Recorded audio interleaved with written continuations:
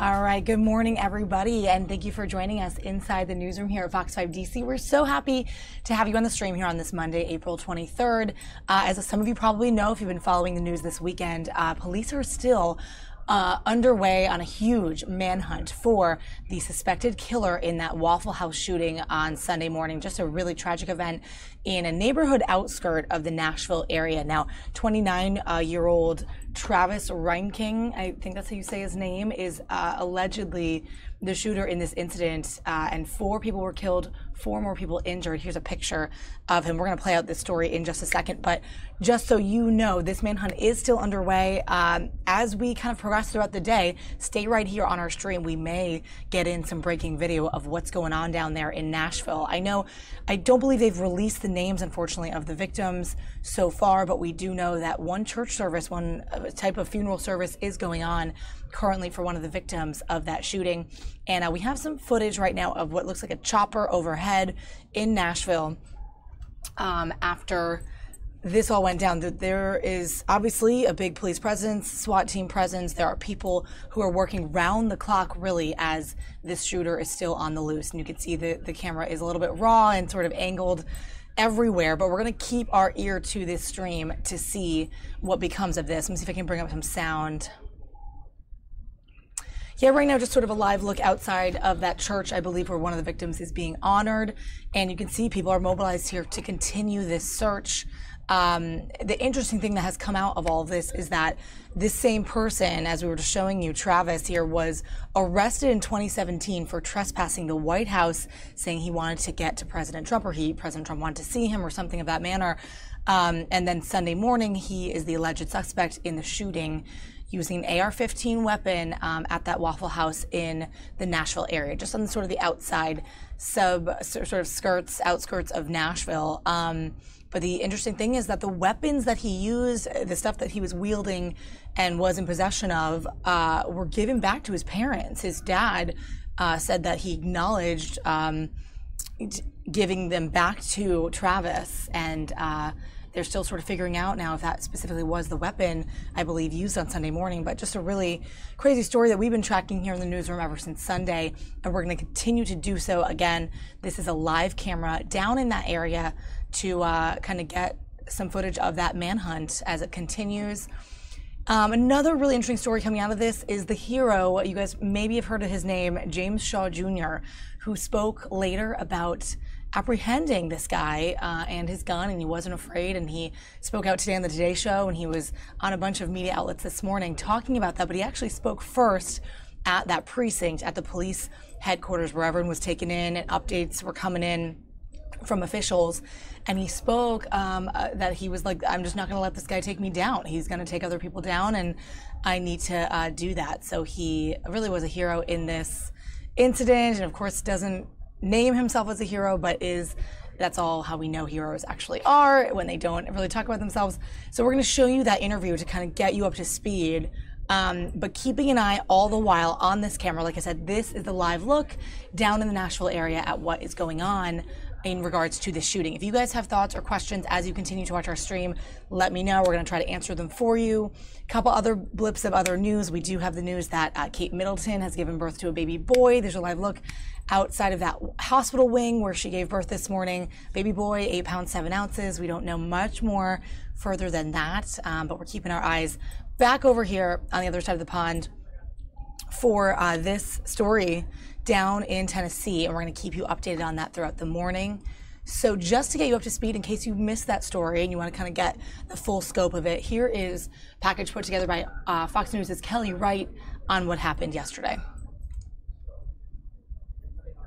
Travis Reinking shot 2 people outside an Antioch, Tennessee Waffle House, then went inside and continued to fire his AR-15, killing a total of 4 people and wounding 4 others. Brave customer James Shaw Jr. was inside, and when the gunman paused momentarily, Shaw took the opportunity to knock the gun from his hands. I saw my opportunity in my window, so I took it. Reinking ran from the scene, prompting a massive manhunt, but this is not Reinking's first run-in with the law. Last July, he was arrested for trying to enter a restricted area near the White House. In August, police seized 4 weapons he owned. Mr. Reinking voluntarily surrendered 4 firearms. His father was present and had the legal right to take custody of the weapons. So he was allowed to do that after he assured deputies that he would keep them secure and away from Travis. It's unclear at this time how Reinking got his guns back, but one of them was used in Sunday's shooting. He's murdered 4 times with no apparent reason and no apparent motive, so we're very concerned. Police believe it was random. They also say he may have had mental issues. Residents have been placed on alert, and schools in the search area are in lockout mode Monday as multiple agencies search for the man now on Tennessee's top 10 most wanted list. In Washington, Kelly Wright, Fox News. So some of the scary parts there is that police do believe this crime was random. They're still trying to figure it out and really pinpoint more details to it. We're going to continue on, though, with our stream here today, guys. And if anything breaks in this story, I'm going to play that for you. But first, I want to kind of set the tone for you in case you missed that large official press conference last night where police updated the situation that happened down in Nashville. And James Shaw, whom you saw that clip of, spoke out at the podium about his experience and really what went through his mind when he tried to stop the shooter at that Sunday morning. So again, watching this stream, this is the live look down there. We're going to continue to monitor that, but I'm going to play out this press conference from yesterday. I will cut in with anything that is live or breaking, anything, of course, having to do with this manhunt and anything else that is pressing.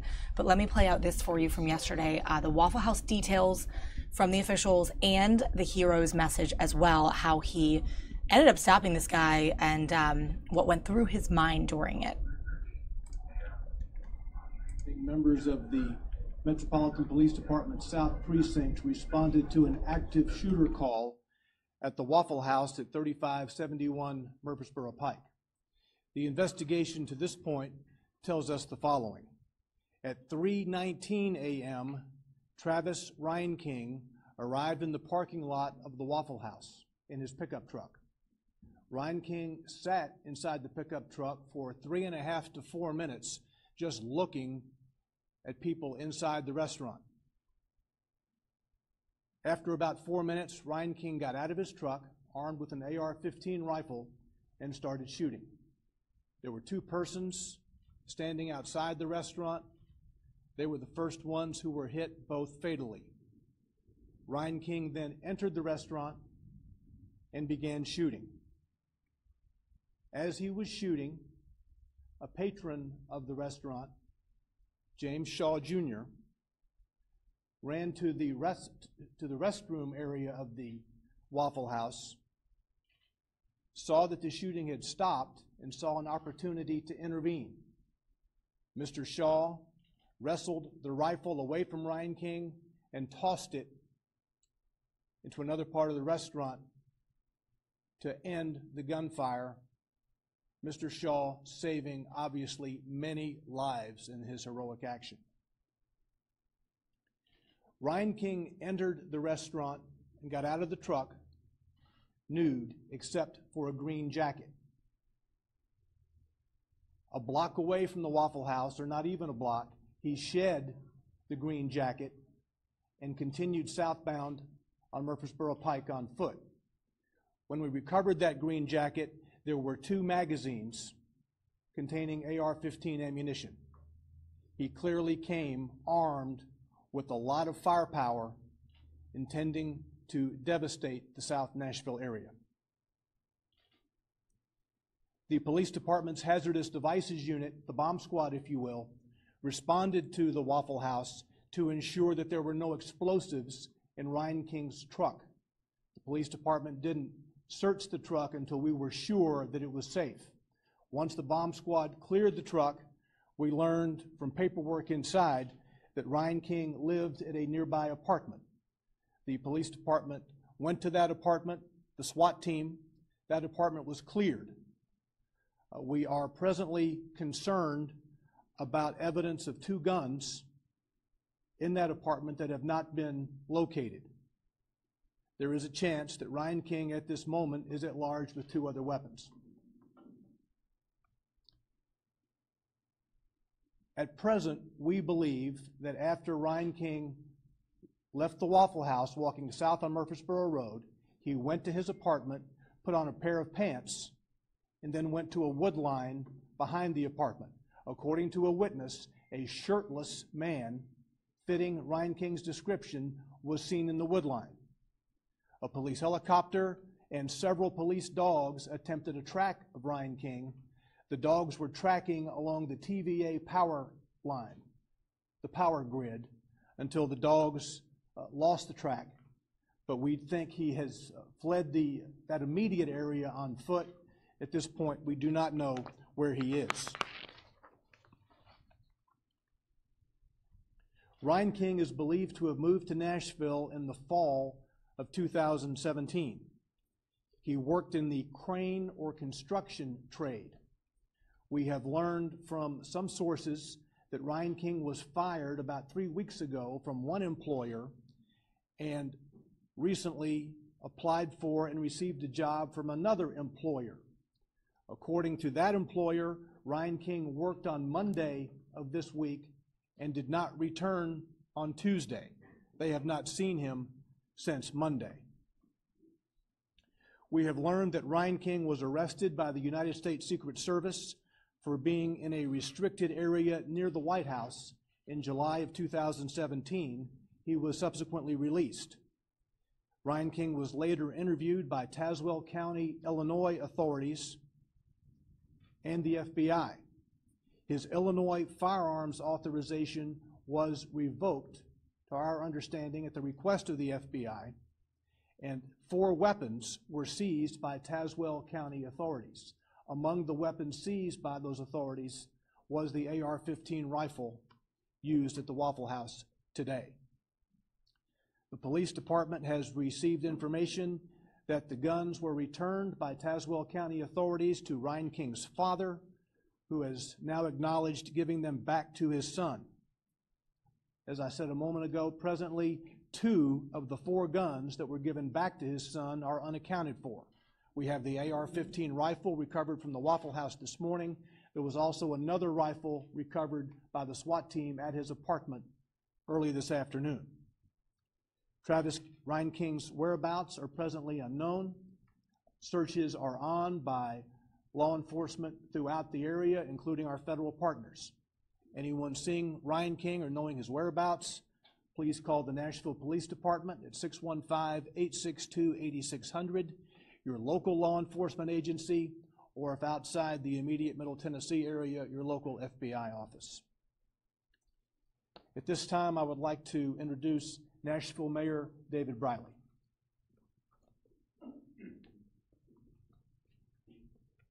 Thank you, Don. This morning, our city woke up to tragic news. The fragility of life was brought home to us all by the death of 4 innocent Nashvillians. On behalf of the city of Nashville, I want to say that our heart goes out to all the victims and their families, and I ask that Nashville continue to pray and rally around them all. Thanks go out to our first responders who have been working diligently since early this morning.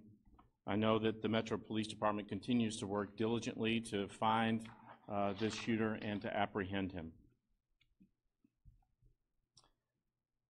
Also this morning I met and visited with Nashville's newest hero, James Shaw Jr.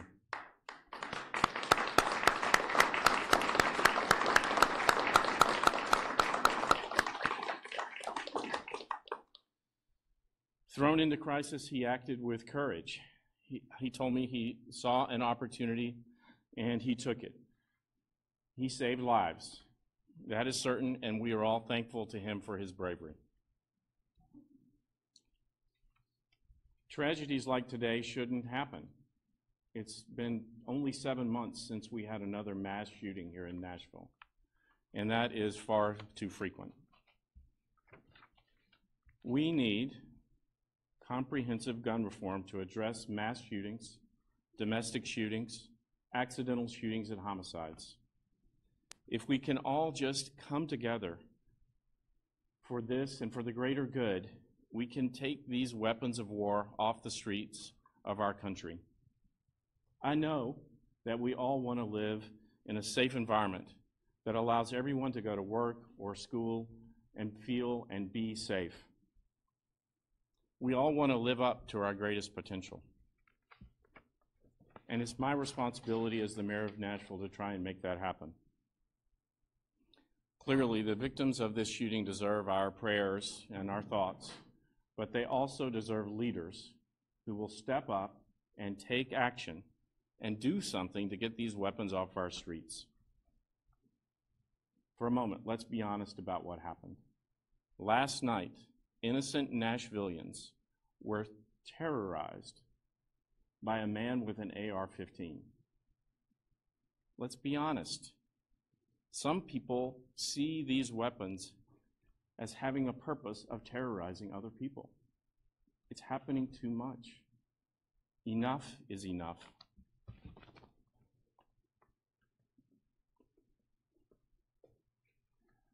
We asked James Shaw to visit with you today. Mr. Shaw, since the shooting, has been to church at Jefferson Street, and he agreed to speak with you. What James is going to do is just tell you from his perspective, from his eyes, what he saw and what he did. And then after James speaks, there'll be other speakers, and at the end, we'll save the end for questions. James, come on up.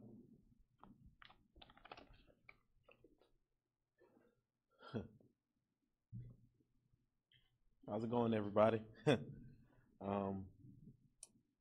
So last night, I went out with my best friend.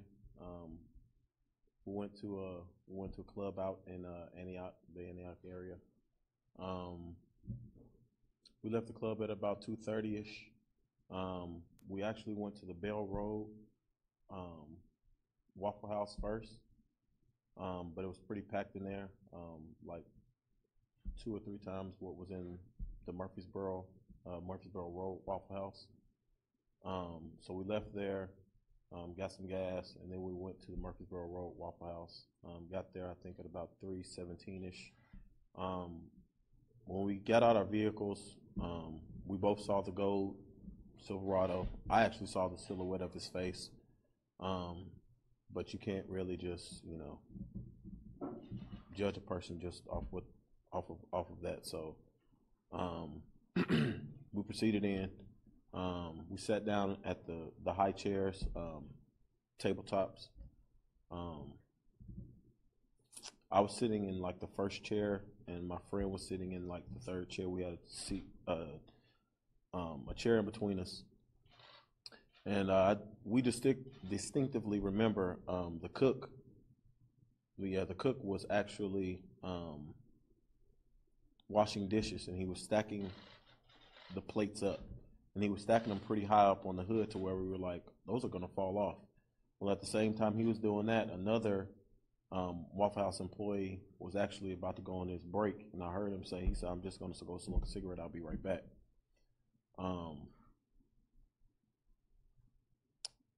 So when we first heard what I know now is the gunshot, we thought it was plates crashing, because we had pretty much made that up in our minds that it was the plates were going to fall.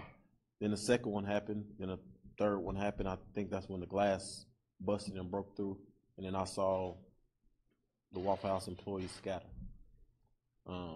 Then I looked back and I saw a person laying on the ground right at the entrance of the door. So then I jumped pretty much and slid from the tabletop to the entrance of the door. And I think he let off some shots through the glass, and then he proceeded to come in. And then when he proceeded to come in, I actually went behind this like a push door, swivel door, and he shot through that door, I'm pretty sure, and I'm pretty sure he grazed my arm. And it was at that time that I kind of made up my mind, because there's no way to lock that door, that if it was going to come down to it, he was going to have to work to kill me. So at the time that he was either reloading or the gun jammed or whatever happened is when I ran through the swivel door. I hit him with the swivel door, and then the gun was kind of jammed up and it was pushed down, so we were scuffling. And I managed to get him with one hand on the gun, and then I grabbed it from him and I threw it over the countertop. And then after that, I was trying to get out the door, and I think he was pretty much in the entranceway, so I just took him out with me out of the entrance and all the way outside. And then I proceeded to run around, and he had like a walk, trot, pace type of jog that he was doing, trying to get away, and that's kind of what happened.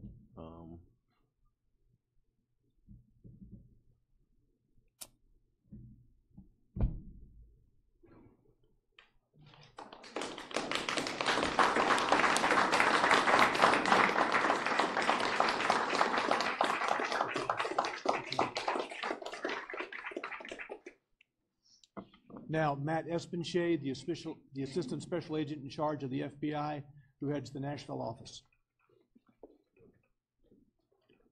Afternoon, everyone. Thank you for being out here.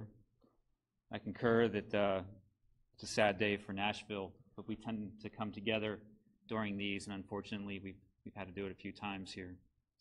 You know, I'm blessed to be in a profession that is tasked with protecting the people of our communities and our country.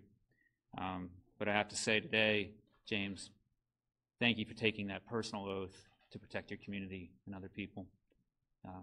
You're earning a great deal of thanks by everyone in this room and everyone in our community. So thank you very much. I'd like to just say thank you also to the other law enforcement entities in this room, particularly the Metro Police Department. They are outstanding when it comes to cooperating with law enforcement on the local, federal, and state side to resolve these issues. And you have our oath that today, all we are thinking about, all we're working towards is coming to a resolution in this, finding the shooter, putting him in custody, and moving on to the next phase of this investigation. I've come with a prepared statement from the FBI, and I'll read it to you, and then we'll be available for questions later. This was stated by Mr. Aaron before, and I'll state it again. In July of 2017, the FBI Springfield, Illinois field office received information regarding Travis Reinking from the U.S. Secret Service. In coordination with the Secret Service and state and local law enforcement, the FBI took investigative steps to include database reviews and interviews. Coordinated action was taken with the Illinois State Police to revoke Mr. Reinking's firearm owner's identification card and the Tazewell County Sheriff's Office to then remove firearms from his possession. After conducting all appropriate investigation, the FBI closed its assessment of Mr. Reinking in October of 2017. I feel confident that the FBI took the appropriate steps and did everything within our federal jurisdiction that we could at the time. So thank you for your time.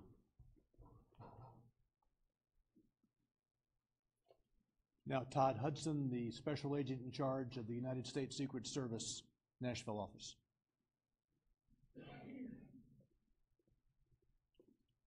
Good afternoon. Todd Hudson, Special Agent in charge with the Secret Service Nashville Field Office.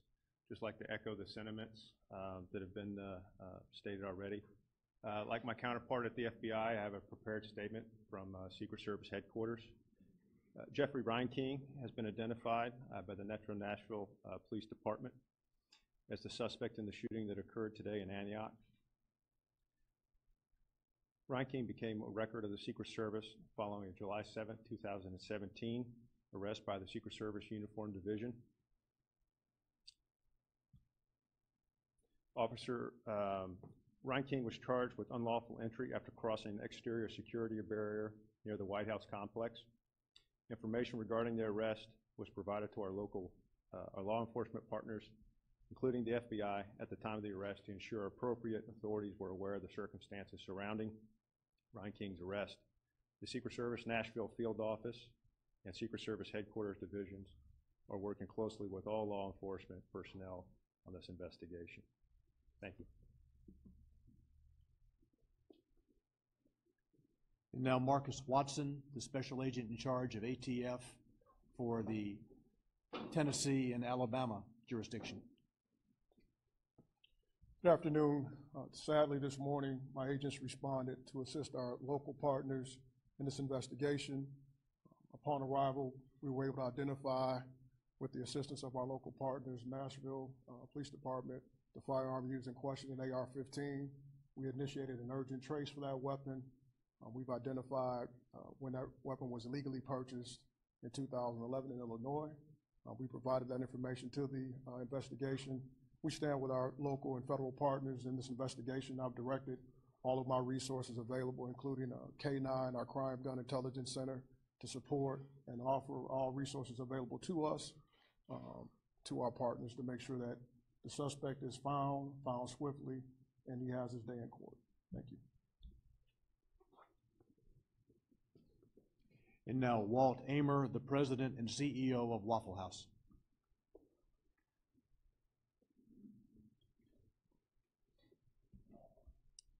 Good afternoon. I'm here to express our condolences to the victims and their families. It is a very sad day indeed for our Waffle House family of associates and customers who are impacted by this tragedy today. All of our attention right now is focused on the victims and their families and our associates who were working that night, and others who are affected and knew the people who were working that night. And we're here to support them in any way we possibly can. I personally want to thank Mr. Shaw. You don't get to meet too many heroes in life, Mr. Shaw, but you are a hero. You're my hero.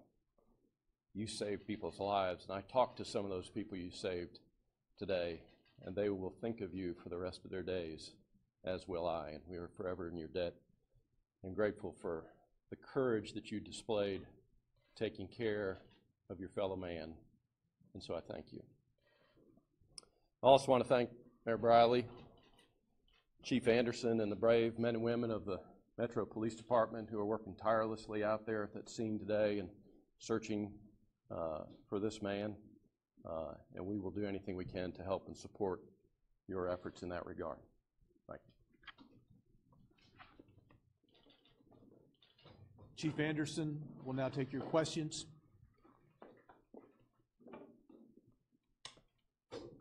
So let me say this is a collective effort. Metropolitan Nashville Police Department, Secret Service, FBI, ATF, and also our partners at the Tennessee Department of Safety and Homeland Security. The search continues for Mr. Reinking, and that search will continue until he's apprehended. And so collectively, we'll take any questions that you might have.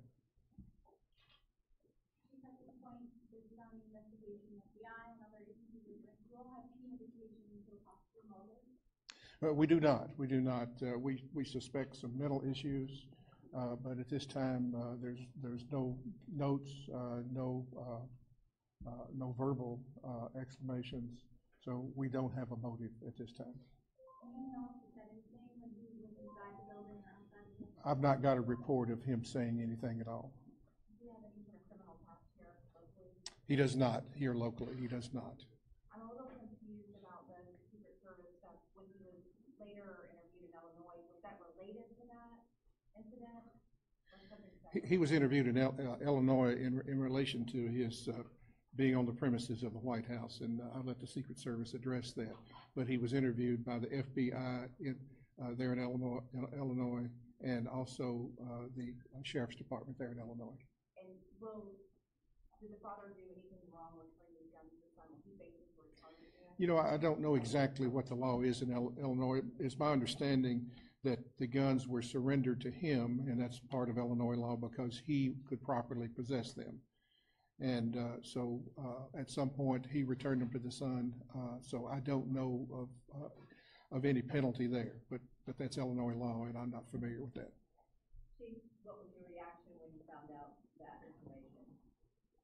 Well, I think that, as the mayor pointed out, we have a crisis, and so you have people's rights to own weapons, but we've got to look closely at people with mental issues and identify those people and make sure that weapons do not, at least legally, fall into their hands. And certainly I think that when you look across the country at any incident similar to this, that there's usually some mental issues involved. And so that's what we've got to work on. Was he on the radar in Nashville for anything like that? To my knowledge, no. He had not arrested here, and we were unaware. He had not done anything to make us aware of him being on our radar in any manner. The other side had 2 weapons. I believe you have two of those weapons left. What are those guns, and do you think you could possibly have more than the 2? Well, we know of 4 weapons, 4 distinct weapons that he had in his possession at one time. So 2 of those weapons are accounted for. 2 are not. Where they are, does he have them? Did he discard them in the past? We don't know. And then you have to take into account there could be other weapons in addition to those 4 that he's come in possession of that we do not know about. What type of guns are they? One is a long gun, a rifle, and one is a handgun. Is it an assault style rifle? The rifle is a long gun. It would be more of a hunting type rifle than an assault rifle. I know authorities said that they talked to the family, and the family committed to returning the gun to him. Anything else come out of it? The family's in Illinois, and we have not talked with them, with our detectives, but authorities in Illinois have talked with the family. Has police visited his residence at all here in Nashville? To my knowledge, no. That we were not aware of him. He had not created any incident that brought him to our attention. Steve, I have a question too. Yes, sir. Not a reporter, but I am a concerned father. That's my son right there. I would like to know, does this man have the ability to find out where my son lives? Since he's still on the run. Well, I think in this day and age, when you have the internet at our disposal, there's always that possibility. So we'll work with you, take any precautions, but that's the danger of our society in this day and time. The internet, social media is a valuable tool that everybody uses, but on the other hand, it invades the privacy of most all of us. A word about Mr. Shaw and Nevola and I don't have words for that. It's beyond belief that he could charge that man and take that weapon from him. So I applaud him. It was a very brave thing to do, and as you heard, he saved lives. So I don't really have words to describe it. It's beyond anything that I could say. How concerned are you that this man was able to slip through the cracks? He's been on the radar of the FBI. He has had previous encounters with police. How concerned are you about that? Well, it is somewhat concerning. You balance the right of people to have their privacy, but on the other hand, there needs to be a coordinated effort, especially in terms of mental health issues, to ensure that weapons do not fall into their hands, at least lawfully. And lawfully, these weapons were not in his hands lawfully. They were not. They were not. And let me qualify that. They would not have been lawfully in his hands in Illinois. Now, possession of them in Tennessee, I don't know that he would have violated any Tennessee law. Of the victims here, he one's an employee, one's a patron. Can you tell us about the other 2 if they were employees? Patrons, yes. So one employee. One employee. Anything you can say about the people that were murdered there? Can be any sort of tie or reason why they might have been targeted or anything like that? No, we don't have anything that connects any of the victims except they're being in that location to have a meal, and of course the employee that was working there. Can we get some clarity on that? Whether it would have been illegal if he'd had these weapons in Illinois, but if he was within his right to have those weapons in Tennessee? Well, again, I'm speaking about Illinois law, which I'm not familiar with. But apparently the sheriff seized those guns. So apparently he could not lawfully possess them in Illinois. Apparently in Illinois you have to have a license, so to speak, to possess guns. His was revoked. But under Illinois law, as it has been explained to me, those guns can be released to a family member or other person that does have that proper license. So that was done. And then somewhere between the time they were released and today, the son obtained possession of those weapons. I don't know of any law in Tennessee that he would have violated that. Again, I have not researched that, but I'm not aware of anything that would have precluded him possessing those weapons. So, do you know why the guns were seized in the first place? Was it as a result of what happened outside the White House, or would that have made him ineligible for gun ownership? My understanding is, as he was interviewed by the FBI and the Secret Service concerning the incident at the White House, authorities in Illinois revoked his license to possess guns. So that's the reason they were taken. That's my understanding. We know Travis lived in this apartment by himself, and then Nevola had recovered 2 guns at least. Concerned the other 2 out there, but did you find anything, any sort of threat or anything in your investigation so far that was apparent there at the apartment? And again, he lived alone. It appears that he lived alone. It was a 1-bedroom apartment, and we checked because I was concerned there could be a roommate, but it appears he lived alone. At the time I left the scene, the SWAT team had cleared the apartment. That was a lengthy process, using robots and so forth as a precaution, and making sure that there were no explosives or other matter. And then our investigators were going in to thoroughly search the apartment. So we may know more when we find out other details that we do not know now. At the time I left, only the SWAT team had been in there and secured everything. What are you telling residents tonight about their safety, and how far could this man have gotten by now? Well, he's on foot, so unless he's been picked up by a car, unless other means of transportation, he would be fairly close. And of course, it's raining. The last account we had, he's barefoot, no shirt. But residents, we're telling everybody to be very cautious. We don't want to alarm people, but certainly everybody should take precaution. And at this time, we're going to do a house-to-house, just a welfare check on everyone, because it could be that he's in an unoccupied house. It could be that he's in an occupied house. It could be that he's hiding in the woods. We just don't know. Our SWAT team and others are doing a perimeter search and a grid search of that area. It's apartment complexes, private residence, and large areas wooded. So it's going to be a lengthy process. But we want everybody to be concerned. Neighbors should check on each other. How fearful are you that he could murder again? Well, I think he's murdered 4 times with no apparent reason and no apparent motive. So we're very concerned. What do you say to Nashville? This is the second mass shooting in the Antioch area in a short period of time. What do you say to Nashville? Well, it's a second shooting in Nashville. I wouldn't say that there's any connection to the locality, but I think across the nation we're seeing it more and more. So whether this is a turn in our society, whatever's happening is certainly not the country that we're built on. So it is very concerning that persons take their mental issues and exhibit them in this manner, and that maybe we as a society aren't stepping in, maybe not striking that proper balance between people's right to be free and private and people's need to be some way accounted for with mental illness. You could clarify, are your officers just going to do for an apartment complex or other homes in the area? We're making an effort, all homes in that community.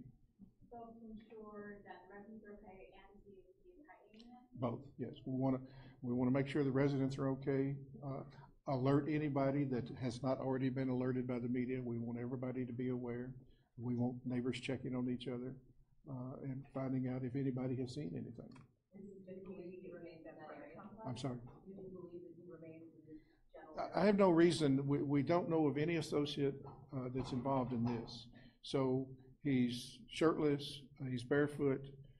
So outside of getting some other transportation some way, which seems unlikely, we think he's probably there. We're not ruling out that he could go out of the area, but there's not a viable means that we're aware of that could have happened.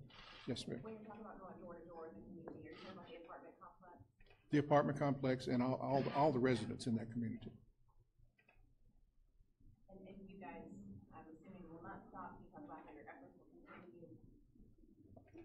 Our efforts will continue until he's apprehended.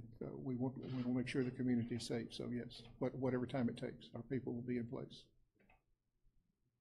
And, let me say that Commissioner Perkey contacted me earlier today and gave us all the resources that we need from the Department of Safety and Homeland Security, the FBI, the ATF, and the Secret Service have done the same. So we'll be in this together until we reach a peaceful end. Can you clarify the total number of injured? We know that there are 4 dead and 2 others who were struck by gunfire.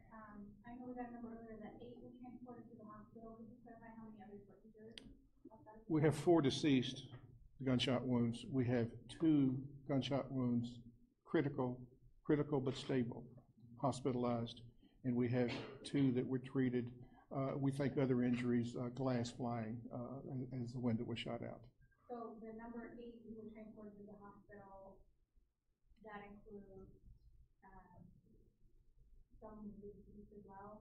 Some of one of the deceased at the hospital expired at the hospital, and then 2 others are there hospitalized, critical, stable. So it's still 4 dead, 4 wounded? Yes, ma'am. Do you understand why he was released by the Secret Service in the first place? Well, I do not, but I would assume that there was no actual violation of law, that they took him into custody as a precaution based on his activities near or about the White House, but there was no actual violation of law to charge him with. That's my assumption. Anything else? For anyone, anything else? So the secret service, I guess, so how far away was he from the White House? And I guess he, based on Chief Anderson's last answer, he wasn't armed at the time? Well, I mean, he was up near the White House grounds. He was up near the White House grounds, so he was arrested for unlawful entry. He was near some bike racks. He crossed a barrier for us, a protected zone. Once he entered that, they asked him to leave, and he wouldn't. At that point, they arrested him. And was he armed at that time? Not that I'm aware of. Did you have any indication of what he was trying to do at the time? He wanted to set up a meeting with the president. You think he was armed at all? Not that I know of. But was he refusing to leave because he couldn't get that meeting? That I can't speak to. There was no charge. He was charged with unlawful entry. Did he climb over a barrier, did you say? I don't know that he climbed over it. There were bike racks, and he went through the bike rack. So he crossed that barrier. Once he crossed that, that would have been one of our protective zones. And at that point, they asked him to leave. He didn't comply, so they arrested him. So, and it was on the White House grounds? It was near the White House complex. So, I mean, that encompasses a wide area, so I don't want you to think that he was actually on the grounds per se, but he was near the White House complex, which is a rather large area of land. Anything else? James, can I ask one question? You okay? Yeah. Come on up, man. I'm just really intrigued by your story. I'd like to know a little bit more about you. I'm from the Nashville area. Tell us a little bit about how your world has kind of flipped in the past 12 hours or whatever it is at this point. I'm from Nashville, my whole life, born and raised here. Went to high school, college here. I work here right now, work for AT&T. 29 years old. I have a 4-year-old daughter, and I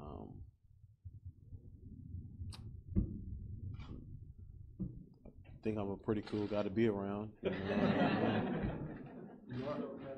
you have any sort of training in anything like this before? Did you know you had this in you? Yeah, I knew I had it in me, but I haven't had any specific combat training. It's just, I fight my daughter every night so I can put her to bed. But I just knew it was me or him or that type of scenario. So I chose to go with what I wanted to go with, and worked. Did you think about your daughter in that moment? I didn't think about my daughter.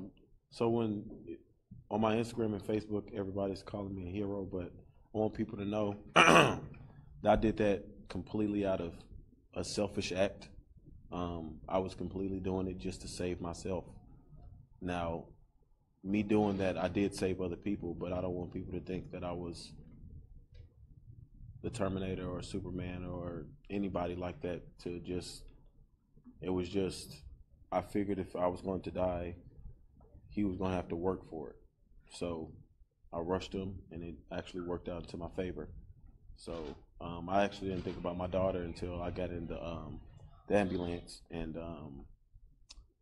one of the paramedics asked me about myself, and I told him I had a 4-year-old daughter, and that's when it really kind of hit home. Yeah, talk about that. And now that it's kind of setting in a little bit more, you put your life at risk, and you got a little girl home. So if I didn't put my life at risk, I'm probably not here. Like I didn't know that he had extra magazines in his coat pockets, but when I seen the barrel down, I mean, you can shoot at the ground all day. That's not going to really hurt anybody. So that was my opportunity, and I went for it. So it paid off. You showed no fear in your actions. Your family's on here and supported you today, and obviously, as your family, they're worried about your safety moving forward. How do you feel knowing this guy's still out there? It's uneasy, to say the least. But I don't feel like he's purposely after me now. He might be mad that I got a control of his weapon and threw it, and I could see that, but I don't think he'll purposely come after me. But then again, I didn't think Waffle House would be getting shot up at 3:30 in the morning while I'm there or ever. But it's uneasy for sure. Did he say anything to you? He was kind of cussing when we was wrestling around with the gun, and when I finally got the gun from him and threw him, and when we was outside, he was doing a bunch of cussing like I was in the wrong, trying to save my life. But that was it. It wasn't any kind of any talk in between, really. It was just I knew I had to get that away from him as soon as possible. So. What did you see in his face? So his face is like a blur. Like I said, when I hit him with the door, his head, it looked like his head, I think his head went down.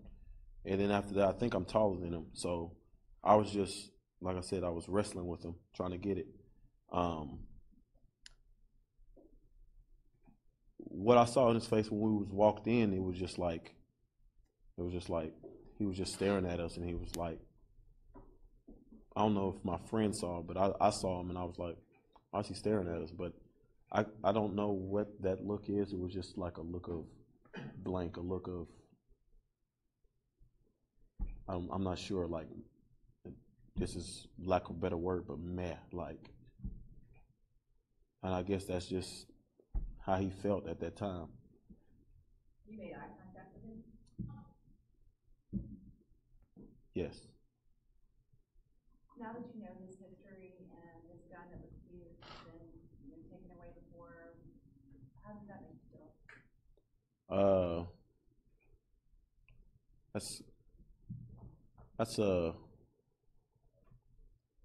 That's a little uneasing too, that he could, just get it back from his father so simply. If his father did give it back, he could have just took it back. But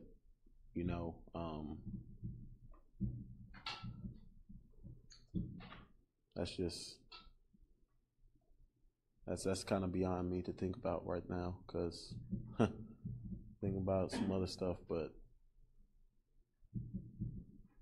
yeah. What happened to your friend? How did that go? My friend's actually behind you all. He was actually in the bathroom, and I was in the hallway, and he's there. He's unscathed, and we're all good. What are your injuries here? Right hand? So my knuckles busted up. I don't know if that came from glass or if that came from when we was fighting and punching. My pinky is pretty split up. When I grabbed the barrel of the weapon, it was hot from being discharged, I guess, so many times. But I really didn't care because it's life or death at that time. I didn't even feel it. And then when I grabbed it, I just threw it over there. Then when we tussled and moved outside, I actually, when I was going around the corner, running back up the street, I actually fell, and that's when I slipped and hit my knee. And then I also have a graze from a bullet on my upper elbow. Did you go to the hospital? I did. You got relief this morning and went to church? Yes.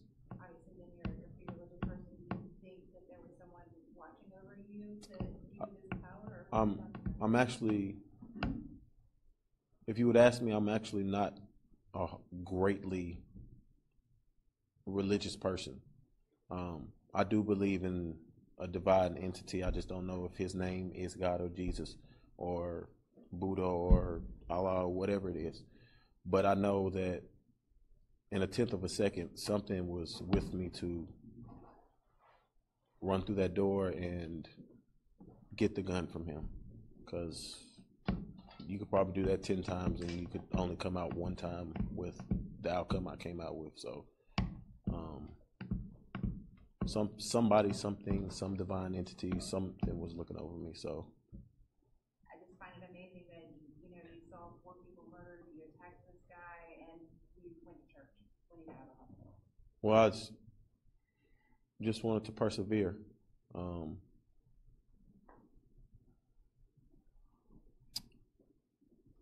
I don't want this to be like the focal point of my life. I know I'm going to be seen by a lot of people because all of the different media outlets and stuff, but I don't want this to be a major moment in my life, even though I know it's going to be. But I went to church to get past it, kind of, to try to start it off on the right foot. But it only happened 12 hours ago, if that, so. I know this all just happened and it's probably a big whirlwind, but what do you want to be known for, or how are you planning to move forward with your life? So I'm not a hero. I'm just a regular person, and I think anybody could have did what I did if they're just pushed in that kind of cage, and you have to either react or you're gonna fold. And I chose to react because I didn't see any other way of me living, and that's all I wanted to do. I just wanted to live. And I'll say it again, I didn't really fight that man to save everybody else. I know that might not be a popular thing, but I'm really honest. I'm going to be honest to the core. I took the gun so I could get myself out. And then I went back for my friend after I was like, let me see, is he still alive? Because it was just so fast. Like, I don't think, I hope nobody ever has to be in those shoes again, but it was almost like light switch type fast. Like you hit a light switch and the light's on so fast and you have to think. And so that was my thought in that moment. Thank you, James. Yes, sir. Thank you, man.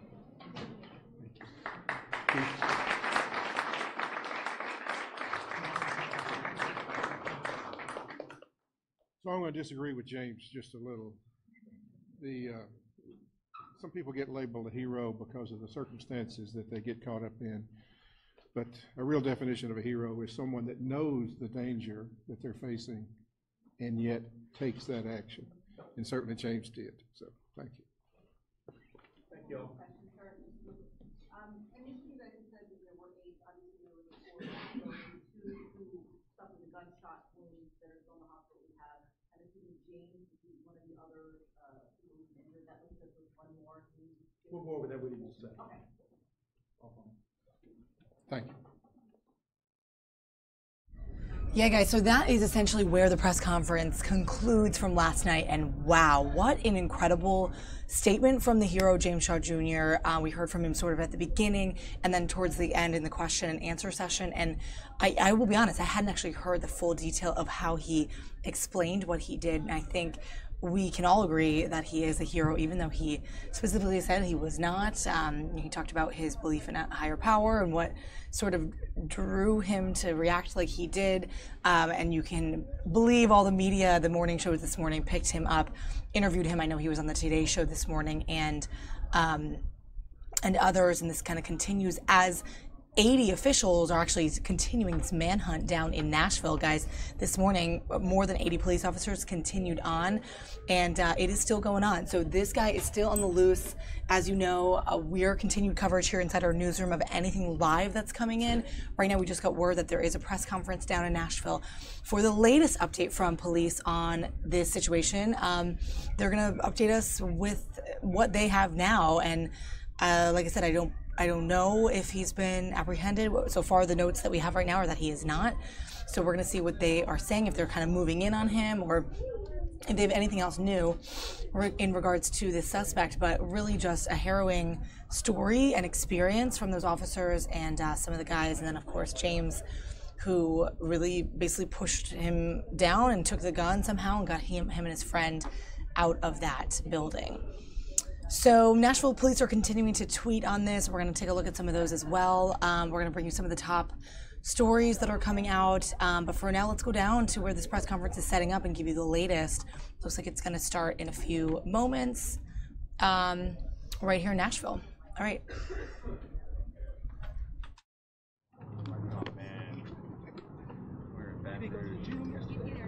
That's why I did.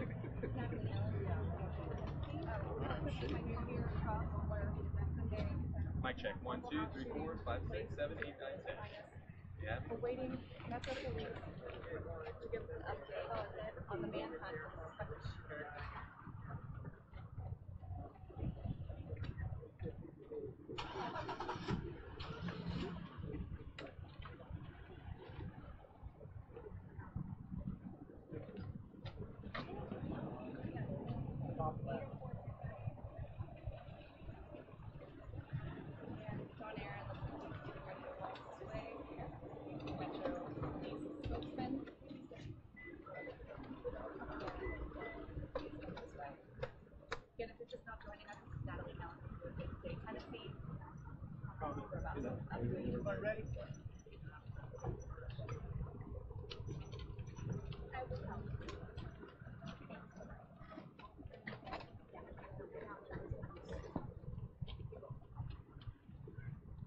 Okay. The search for Travis Reinking has continued throughout the night, and as I speak to you at this moment, there are some 160 law enforcement personnel, more than 100 Metro police officers assisted by the FBI, the ATF, the Davidson County Sheriff's Office, and the Tennessee Highway Patrol conducting searches. There are tactical teams in this area conducting searches. There have been no confirmed sightings of Reinking since about 8:30 Sunday morning, when a witness reported seeing him shirtless, wearing dark pants, black pants, behind his apartment complex. The police department is continuing to urge citizens to be vigilant. There is a significant, tremendous law enforcement presence in this immediate area. Late yesterday, the police department was informed by a citizen from another county that while he was traveling in the area of I-24 and Old Hickory Boulevard near the Truck Stops of America, he came across a laptop case, a soft laptop case. The citizen saw it just laying there in the grass, picked it up, took it home with him to the other county. When he got home last night and opened it up, he saw that there was a handwritten identification card with the name Travis Reinking in the bag. Now, our intelligence information tells us that Reinking was in that immediate area on Saturday night. At this juncture, we don't know if that laptop case wound up at I-24 and Old Hickory Boulevard prior to the shooting or after the shooting. Nevertheless, when the search is completed of this immediate area, and it's being done very carefully by grids, when the search is completed here, it will be extended beyond I-24 and Old Hickory Boulevard. If Reinking is still in the woods, he's been there now for more than 24 hours, and at some point he's going to have to try to come out for food or water. So the law enforcement presence is continuing significantly. We would urge citizens not just in this area, but also down to the Rutherford County line and beyond the I-24 Old Hickory Boulevard area, west of I-24 and Old Hickory Boulevard, to also be vigilant. We have talked to Lamar Advertising today, and very soon electronic billboards will be going up throughout the region with Reinking's photograph, urging persons to call in if they see him. Questions? Any reason for you to believe that he may be getting help right now, or do you think he's still on foot? There have been no confirmed sightings of him, so we don't know where he is. It is possible that he has left the area, we just don't know. He did steal a car last week. We have been in contact with the Brentwood Police Department in Williamson County. It is our understanding that last Tuesday he drove his pickup truck to near a BMW dealership in Brentwood, parked it at a storage facility, walked to the BMW dealership, inquired about purchasing a BMW. When the sales associate asked for his identification, he refused to give it, but had the fob, the key fob for a BMW automobile, and stole the car from the dealership. Brentwood Police reports that they found the vehicle as he was driving it and engaged in a pursuit during rush hour. Because of all of the vehicles on the road at that time and the fact that this vehicle had GPS capability and could be tracked, the pursuit was discontinued by the Brentwood Police Department, and later that evening the vehicle was recovered from Reinking's apartment complex. But I would hasten to add that they had no idea who the man was. He wouldn't give any identification. There was no clue whatsoever of his name, but due to the GPS tracking, the vehicle, that BMW, was recovered on Tuesday from that apartment complex. You said he got the fob. You had the fob from the dealership. They gave it to him, and then they asked for it. I would defer to the Brentwood Police Department on the specifics, or the BMW dealership. But that car had nothing to do with this shooting. That was recovered days ago. That's correct. He stole the car on Tuesday, and due to the GPS capability, was recovered on Tuesday. Did he jump out of the car and just leave it there, or was he arrested there on the site when they recovered the car? No, the vehicle was recovered from his apartment complex due to the GPS capability. There was no one in it. He was not arrested. The police department nor the dealership knew who he was. But the car he took to the Waffle House, that was the pickup truck. You are correct. And there's no connection between the BMW dealership. There's no reason for you to believe that he may have been planning something, maybe on Tuesday, to do something similar? Well, that remains to be seen. Something you're looking at. We don't know what his plan was. Certainly, he had a pickup truck. Certainly, he had possession of this BMW car. What his intention for taking the BMW car remains to be seen. About how long did he have the car? Put together that this was Travis Reinking, that the Brentwood police, that they didn't know who it was then. At what point was it seeing his picture on after this happened? Or? During the investigation and the search of the apartment on yesterday, the Metro Police Department recovered the fob, the key fob to the BMW. He had referred to himself as a sovereign citizen. And we knew that the car was recovered from that apartment complex. Did anyone dust the BMW for fingerprints that may have led police then to Travis Reinking?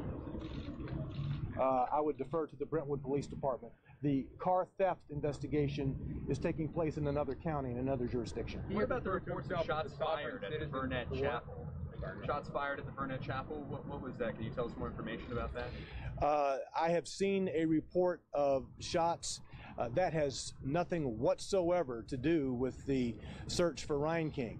I've been informed that there is a gun range in that area, in that vicinity. Perhaps what was heard was coming from a gun range or maybe a hunter or something to that effect, but it has nothing to do with Travis Reinking. Has the father acknowledged giving the guns back to his son? My understanding is that he has. And do you know if the father or the son belong to sovereign citizens? I personally do not. Hey, Don, let's talk about the laptop really quickly. So this was found by a citizen at this America. It's a laptop case, not a laptop. So what else was in it? You talk about. It was empty. It was empty except for that handwritten. It did have a handwritten identification card with the name Travis Reinking on that card. Are you And if aware? you can clarify, the father had said the acknowledgement was police in Illinois, and I understand this is a different jurisdiction, but the father had said that had told investigators in Illinois they had an understanding that he wasn't going to give the weapons back to his son. I am not aware of any of that.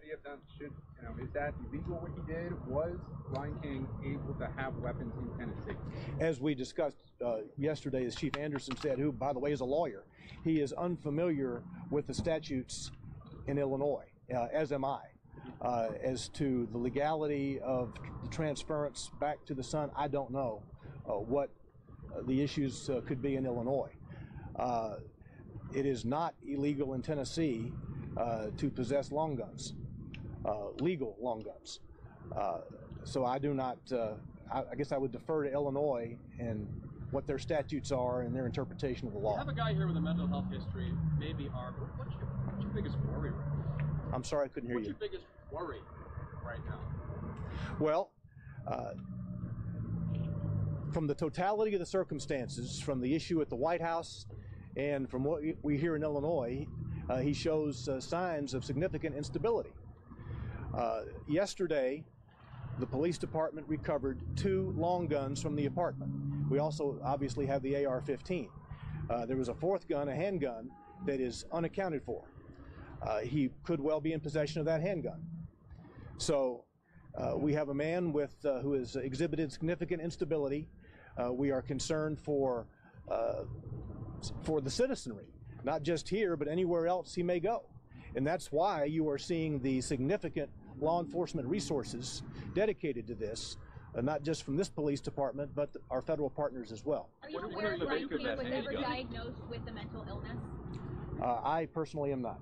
Sir, how does it, if indeed his father or him say that they claim to be members of the sovereign citizen group, how does that either hurt, complicate, or has no impact on your investigation into your life? I don't have anything to say about that. I don't know anything about the sovereign citizen issue.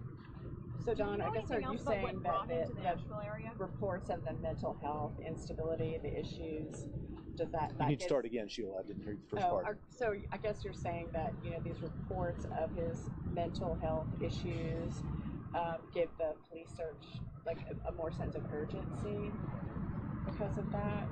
Well, look, the crime he committed, a quadruple murder, there's nothing more urgent than that, to find the person responsible. All these resources from this police department will be dedicated anyway, and our federal partners are always here to help. But given his exhibited mental instability over the many months that we're aware of, certainly adds another layer of urgency. But the highest urgency was already there given the quadruple homicide. Don, has he been recently spotted at Mountain View and Smith Springs Road? Not to my knowledge. What brought him to Nashville? To my understanding, he was working in the crane or construction trade. Was that a job that he had after he got here, or that's why he... I don't know. We suspect that he arrived sometime in the fall of 2017. We understand that he was employed by one company, was fired or dismissed from that company about 3 weeks ago, got a job with a similar firm last Monday. I guess he worked last Monday, and the firm is telling us that he did not report for work on Tuesday, and they haven't seen him since. I guess what I'm getting at is any friends or family, any reason, familial connection that may have brought him to Not to my knowledge. a random city that he chose to live in? I don't know. Are you any closer to a possible motive? No, we don't know why he went into the Waffle House. I will tell you that we do fully believe that he had so much firepower with him, not just in the weapon that was recovered, but also the clips in his jacket, that he could have continued real devastation to the persons who survived there in the Waffle House. Do you believe in any way, shape, or form, considering that the victims are minorities, that this was a hate crime? I don't know that. I don't know that. Obviously, when we are able to apprehend Reinking, we have a myriad of issues that we need to address and try to find out more information on. Had you been a customer at this Waffle House before? Did staff say they'd ever noticed him before, seen him before? Not to my knowledge. And how far from the Waffle House did he live? Very close. There's an apartment complex down the road here on the right. Half a mile, would you say? I haven't measured the distance. I don't know. Make of that handgun, when he stopped shooting and James Shaw Jr. was able to overtake him or overtake the weapon, was the gun jammed or did he pause himself? Do you know that yet? There is a suspicion that he may have been ready to change his clip, his magazine. What else was on that handwritten note in the soft laptop case? What about the Taylor Swift connection? There's some speculation that one of the reasons why he was down here was because she was here. Any inclination at all, or any indication that he was here for Taylor Swift? Not that, no. I have heard of his infatuation with her, but I am not aware of any immediate concern from her or her representatives. I just want to clarify really quickly. You just said that there was Go ahead, sir. Go ahead. The handwritten note, what else was on it aside from identification in that soft laptop bag, or was it just an ID? It was essentially, it was a kind of like a cardboard card, like you would see on a luggage ID card, with just handwritten his name and I think a telephone number. And this is my colleague Diane. All right. Can I just get you to clarify? You said just a moment ago they found 2 weapons inside the apartment. There was one unaccounted for yesterday. The release just said that there were 2 weapons of the 4 that were unaccounted for. Yeah, after the news conference yesterday, we clarified that a second rifle was found in the apartment. So all of this and now the handgun? Yes, sir. Have you heard the reports that he might have been hurling racist slurs at the Publix and the grocery store just right here? I have not. Sir, what impact does the inclement weather we have either hinder or has no bearing on your search with K-9 or anything like that because it's been raining? Well, certainly the rain has been a hindrance. The low cloud ceiling that we saw yesterday and last night hampers aviation resources, helicopters, and has also hampered our K-9 resources. But we've had manpower. Law enforcement has been on foot throughout this area since this happened, all last night, and the resources have even been replenished today. We have more resources in this area now. There were more than 100 yesterday. Now it's up to about 160 people who are going through this immediate area. We're going to clear this immediate area, the Antioch area, and then move beyond I-24 probably later in the day today. Can you talk to the frustration that you're having to deal with the mass shooting? You're investigating so much resources. Clearly, a father in Illinois possibly broke the law.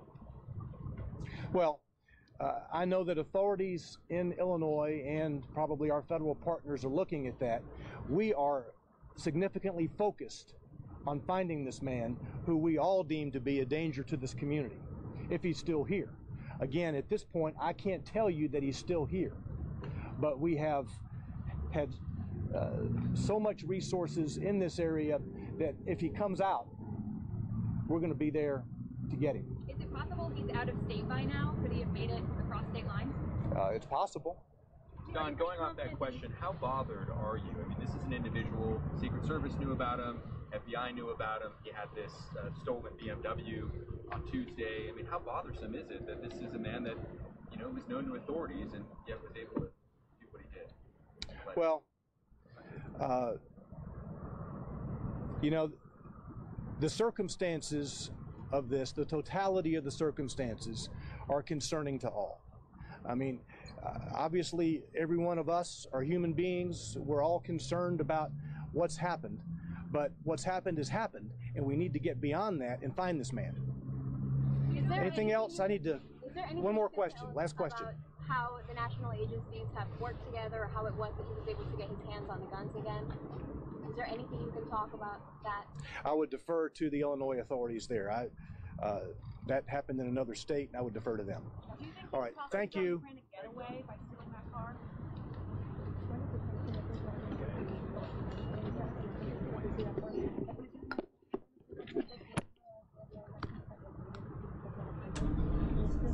All right, guys, so that is the latest from officials down in the Nashville area on the shooting at the Waffle House on Sunday morning. Hopefully that fleshed out some of the details for you. I know a lot of it is new to our ears here in the newsroom. We're watching it along with you to bring you the latest on this manhunt. Quite a scary situation, as we know.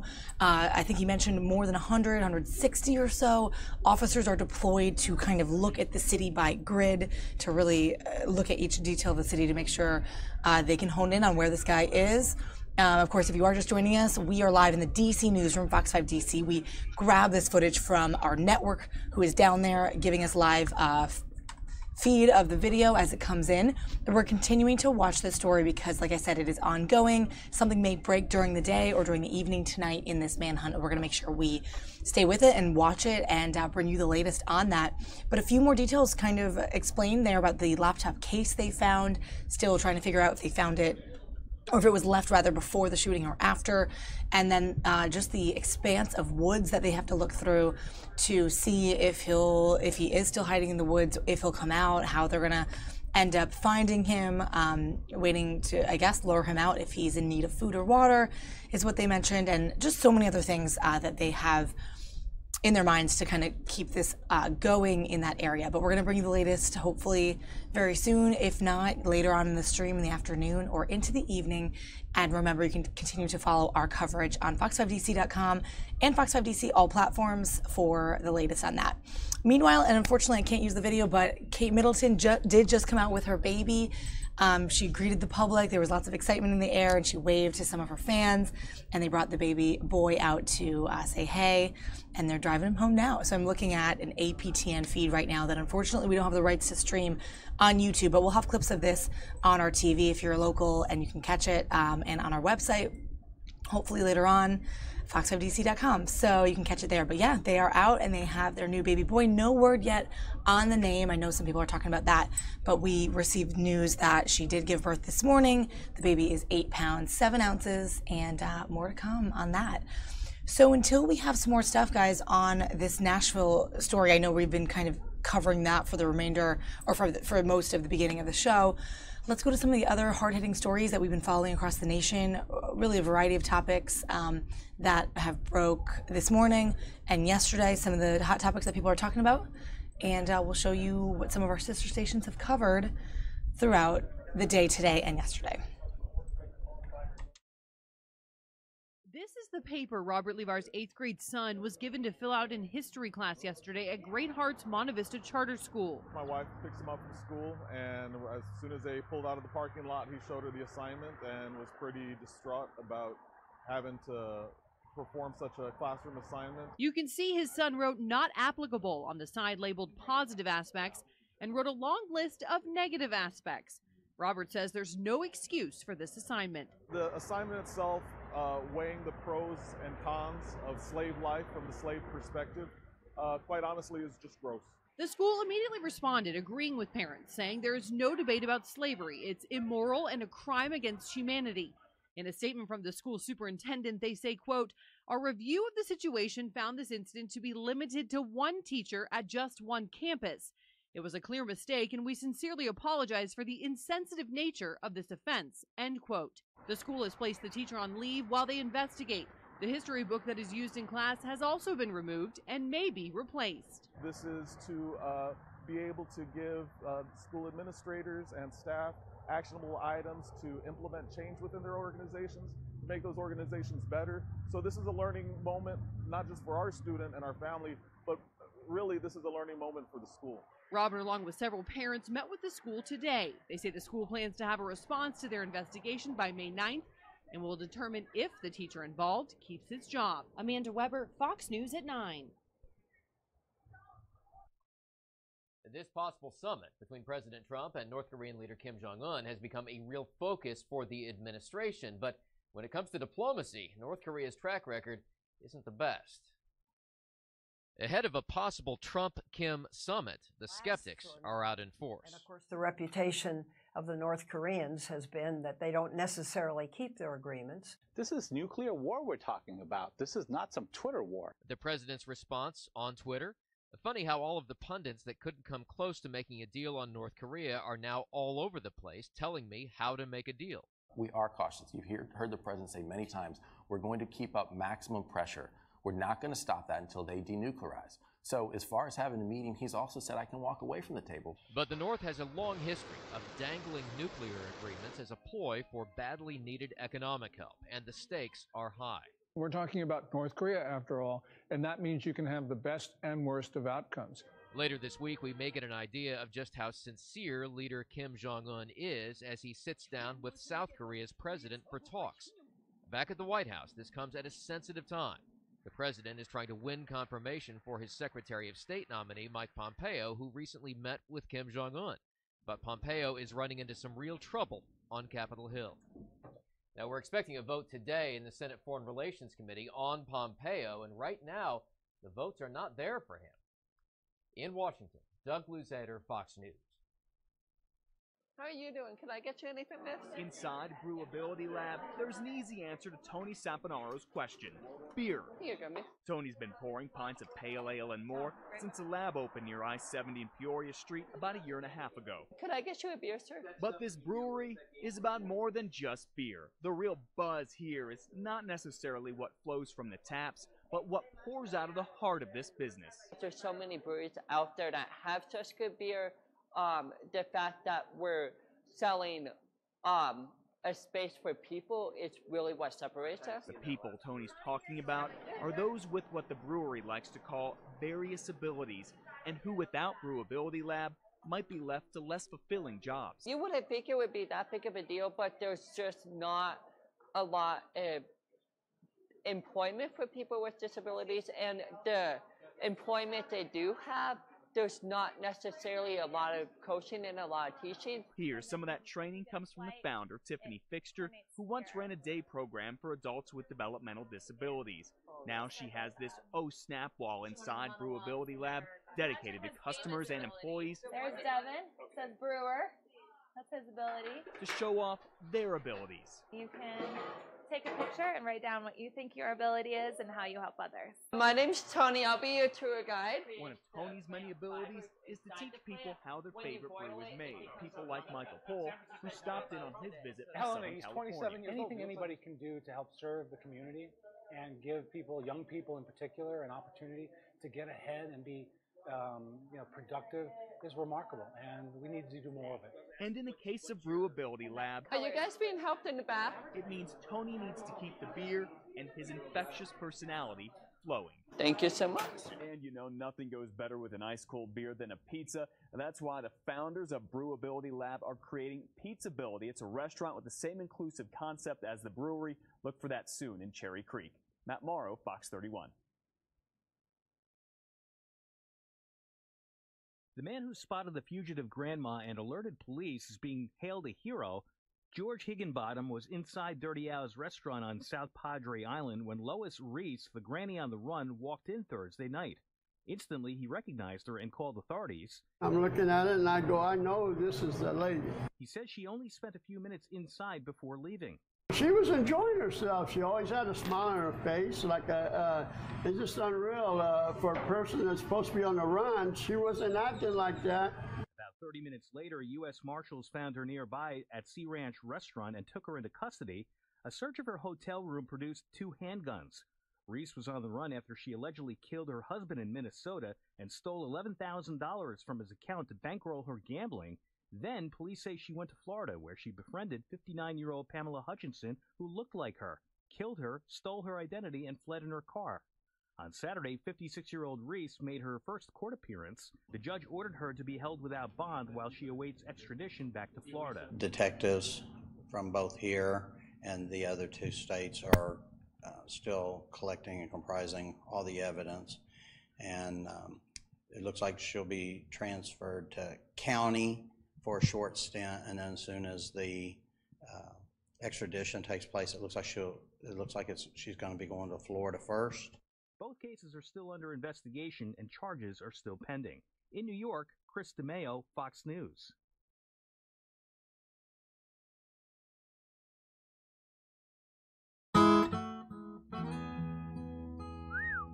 Beaumont Ranch prides itself in offering uniquely Texas adventures, including its City Slicker cattle drives. Once we saddle up and leave the barn, we'll head out and we'll just prowl around and look for the cattle. I'm gonna hang back on this side. The trail boss is often Kelly Dixon. Gather them and send them in a certain direction, which is typically over the bridge. A 21st century cowgirl.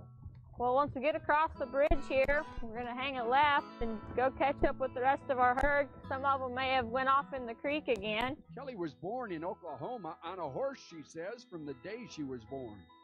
Now making her living raising colts, buying and selling animals, and working for ranches like Beaumont. I enjoy it a lot. I don't get, like if I was back in the old days, I'd get picked on about it a lot, but I don't nowadays, I guess, since it's more modern. Sam, come here. A genuine cowgirl and a cow dog, a border collie named Sam. And I usually try to hang back as much as I can and just let the customers go have fun with it. And I've got my dog with me, so if anything gets out of hand, my dog usually takes care of everything. Sam, come here! A good dog is almost better than having 2 or 3 good men. They're a lot more agile and quicker, and they're right there for you. And so if I've got a good dog, I'd rather just go do my work by myself. It's a lot easier that way. Beaumont Ranch offers a lot of options on horseback. On 800 acres, it gives us a lot of room to play on. And increasingly draws visitors from around the world. I think I've taken people from, every continent but Antarctica out on rides out here. If you've never ridden or a little nervous, we'll go ride for a little bit before we get with the cows. We'll get you comfortable. To focus just on the horse riding options is really not doing justice to Beaumont Ranch. It's so much more than that. There are zip lines and four-wheeling and fishing, and this Old West town's a great venue for all sorts of events. But if what you're looking for is Old West, along with what used to be the legendary Chisholm Trail, Beaumont Ranch can put you in the saddle. I know of a few places you can ride around the Metroplex, but I don't know any that's just, you can go out and ride like this with, the old Texas Longhorns. To me, one of the most Texas things you can still do. Richard Ray, Fox News.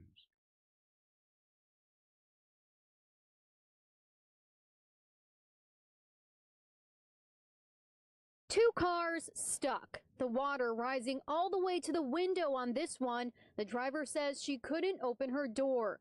Carolyn Johnson, who lives down the street, says she watched what happened next. My neighbor and we went down to assist her and see if she needed help. And the gentleman pulled her out.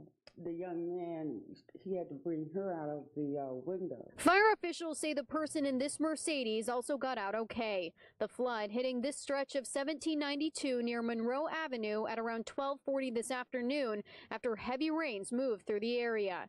Crews waiting for the water to recede for hours before they could clean up. Traffic forced to go around. We already have construction right here. And so it's bad with pulling out because of the detour. FDOT says the city of Maitland is working on a drainage improvement project around here, so the city purposefully blocked the drainage inlet on 1792 for crews to work and put pumps in instead. The state says one of those pumps failed today and the other one couldn't handle all the water. A similar situation unfolding less than 2 weeks ago, and more rain could be on the way.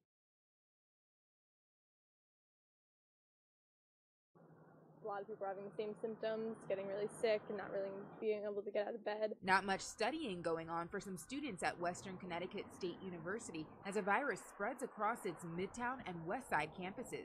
It's more susceptible for you to get sick as a college student living on campus, so that makes me nervous, so I'm about to go Clorox my room. But yeah. The school has been updating students and staff via email and on social media. University spokesman Paul Steinmetz says between 40 and 50 students became sick starting Thursday, showing signs of vomiting and diarrhea.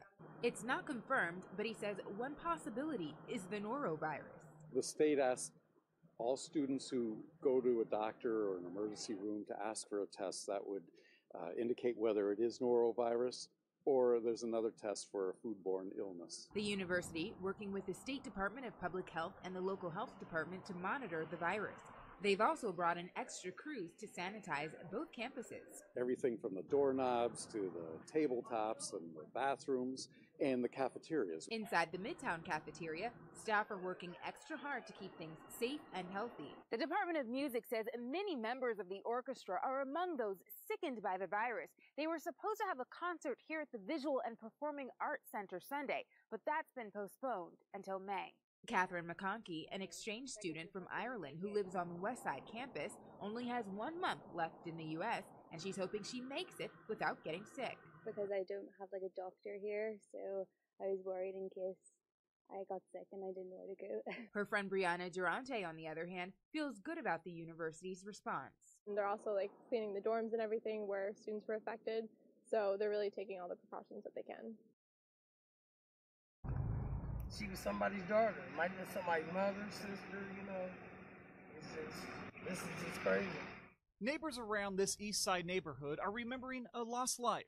I just want to come down and make certain it wasn't none of our friends. Tonight, we don't know who was found, but police say they have recovered what they believe to be human remains. They're treating the case as a death investigation until more tests can be done. This is not something that I'm used to. I feel like I live in a semi-safe neighborhood. I'm not going to say I've never heard gunshots or anything like that before, but no, I feel safe letting my children ride the bus or get on the bus and walk to their bus stop. For Suzanne Gill, this story might be the answer to her sister's whereabouts. Around December 15th, we have been trying to get in contact with her. That's when Jamie Beasley was last heard from.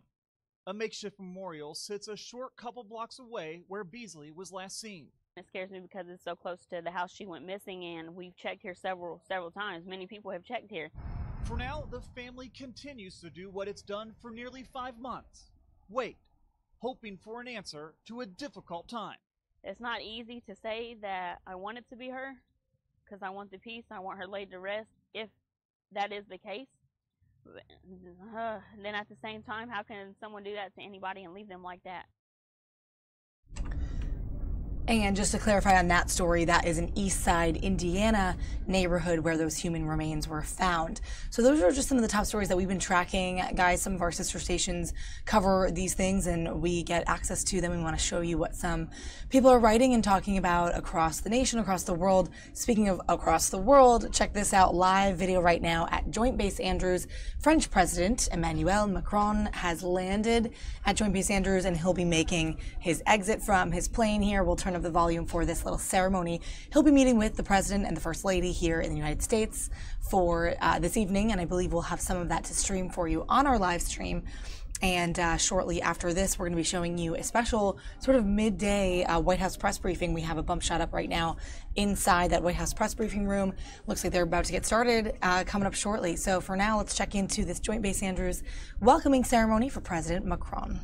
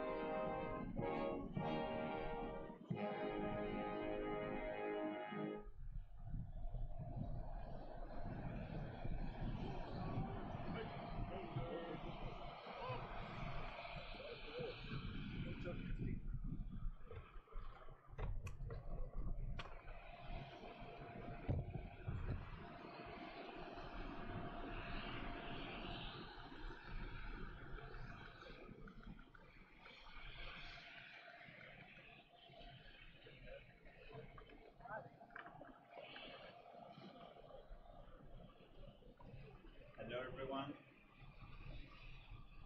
Let me first say a few words in English and I will switch to French. We're very happy and honored to be here with my wife Brigitte at the invitation of President Trump and Melania. This state visit is very important for our people and very important for us. We will have the opportunity of several discussions with President Trump this evening on Vernon. Tomorrow at the White House, I will deliver a speech at the Congress on Wednesday, and during the state visit, we will have the opportunity to discuss a lot of bilateral issues and to discuss about our security, about trade, and a lot of multilateral issues very important for our countries and beyond our two countries. This is a great honor, and I think a very important state visit, given the moment of our current environment. Je vais en dire quelques mots en français pour dire combien cette visite est importante à nos yeux et combien je suis honoré avec mon épouse de répondre à l'invitation du président Trump et de son épouse pour cette première visite d'État de ce mandat. Nous aurons l'occasion ce soir d'un échange assez long à Mount Vernon, puis demain à la Maison Blanche. J'aurai l'occasion de m'adresser au Congrès, de m'adresser également à la jeunesse américaine lors d'un échange avec des étudiants à l'université. Cette visite d'État sera l'occasion d'une part d'échanger sur des sujets bilatéraux, économiques, militaires, diplomatiques, mais également scientifiques et culturels, mais aussi d'échanger sur les grands sujets internationaux du moment qui concernent notre sécurité collective, les sujets économiques et commerciaux comme les sujets d'environnement. Nous avons, les États-Unis comme la France, une responsabilité toute particulière, au moment qui est aujourd'hui le nôtre.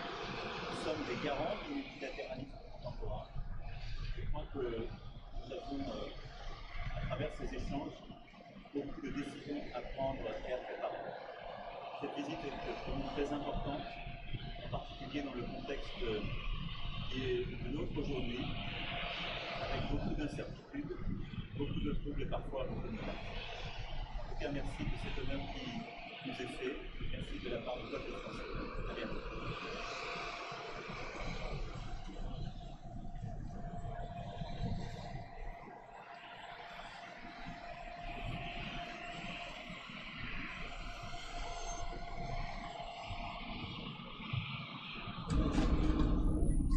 So, of course, guys, that is French President Emmanuel Macron, who is here speaking upon his arrival here at Joint Base Andrews at the live look right there. He will be attending a nice private dinner with President Trump and Melania Trump and his wife, Bridget, at Mount Vernon, the estate of George Washington in Virginia. That's tonight. And then the glitzy state dinner hosted at the White House is the first for the Trump administration. President Trump will be hosting President Macron there tomorrow for a very long, very glitzy state dinner. Again, the first time the Trump administration is hosting one at the White House. And speaking of the White House, as we roll out on this feed, let's go over to the White House press briefing room, where it looks like they're setting up for the briefing today, which is coming a little earlier than usual. We're going to catch it live. So this is coming up next on your stream here on Fox 5 Live.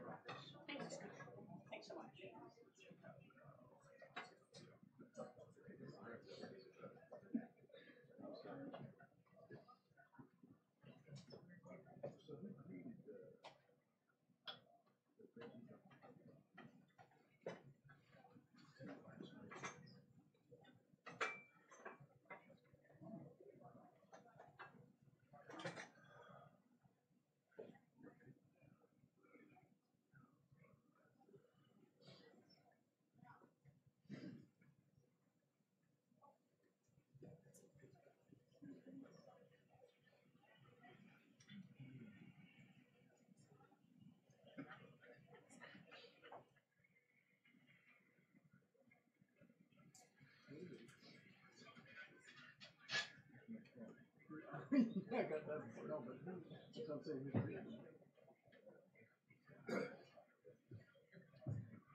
So they can rustle up at the, that's the French one. Yeah, actually, yeah.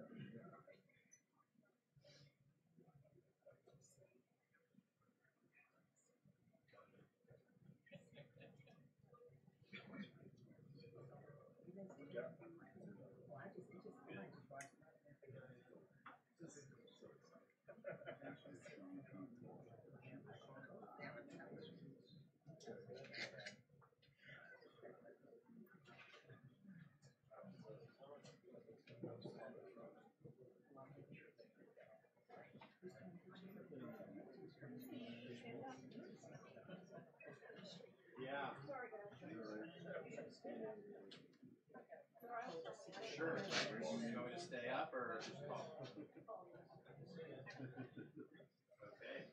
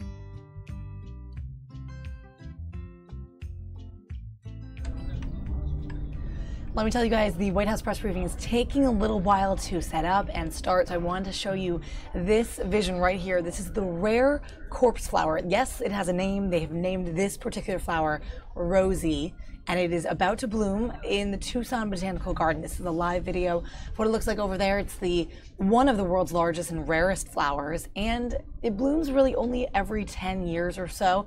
Can take up to that long at least for the bloom to happen, and that particular open bloom only lasts from 24 to 36 hours. And get this, the reason it's called a corpse flower is because it smells like, apparently, rotting flesh. Now, I've never experienced it. We did have one that I believe bloomed last year at the U.S. Botanical Garden here in D.C.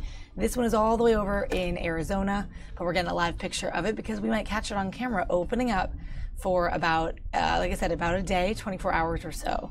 So you can get updates on this plan and its progress on their website, but we're going to show you the live cam, the live stream, just before this White House press briefing begins.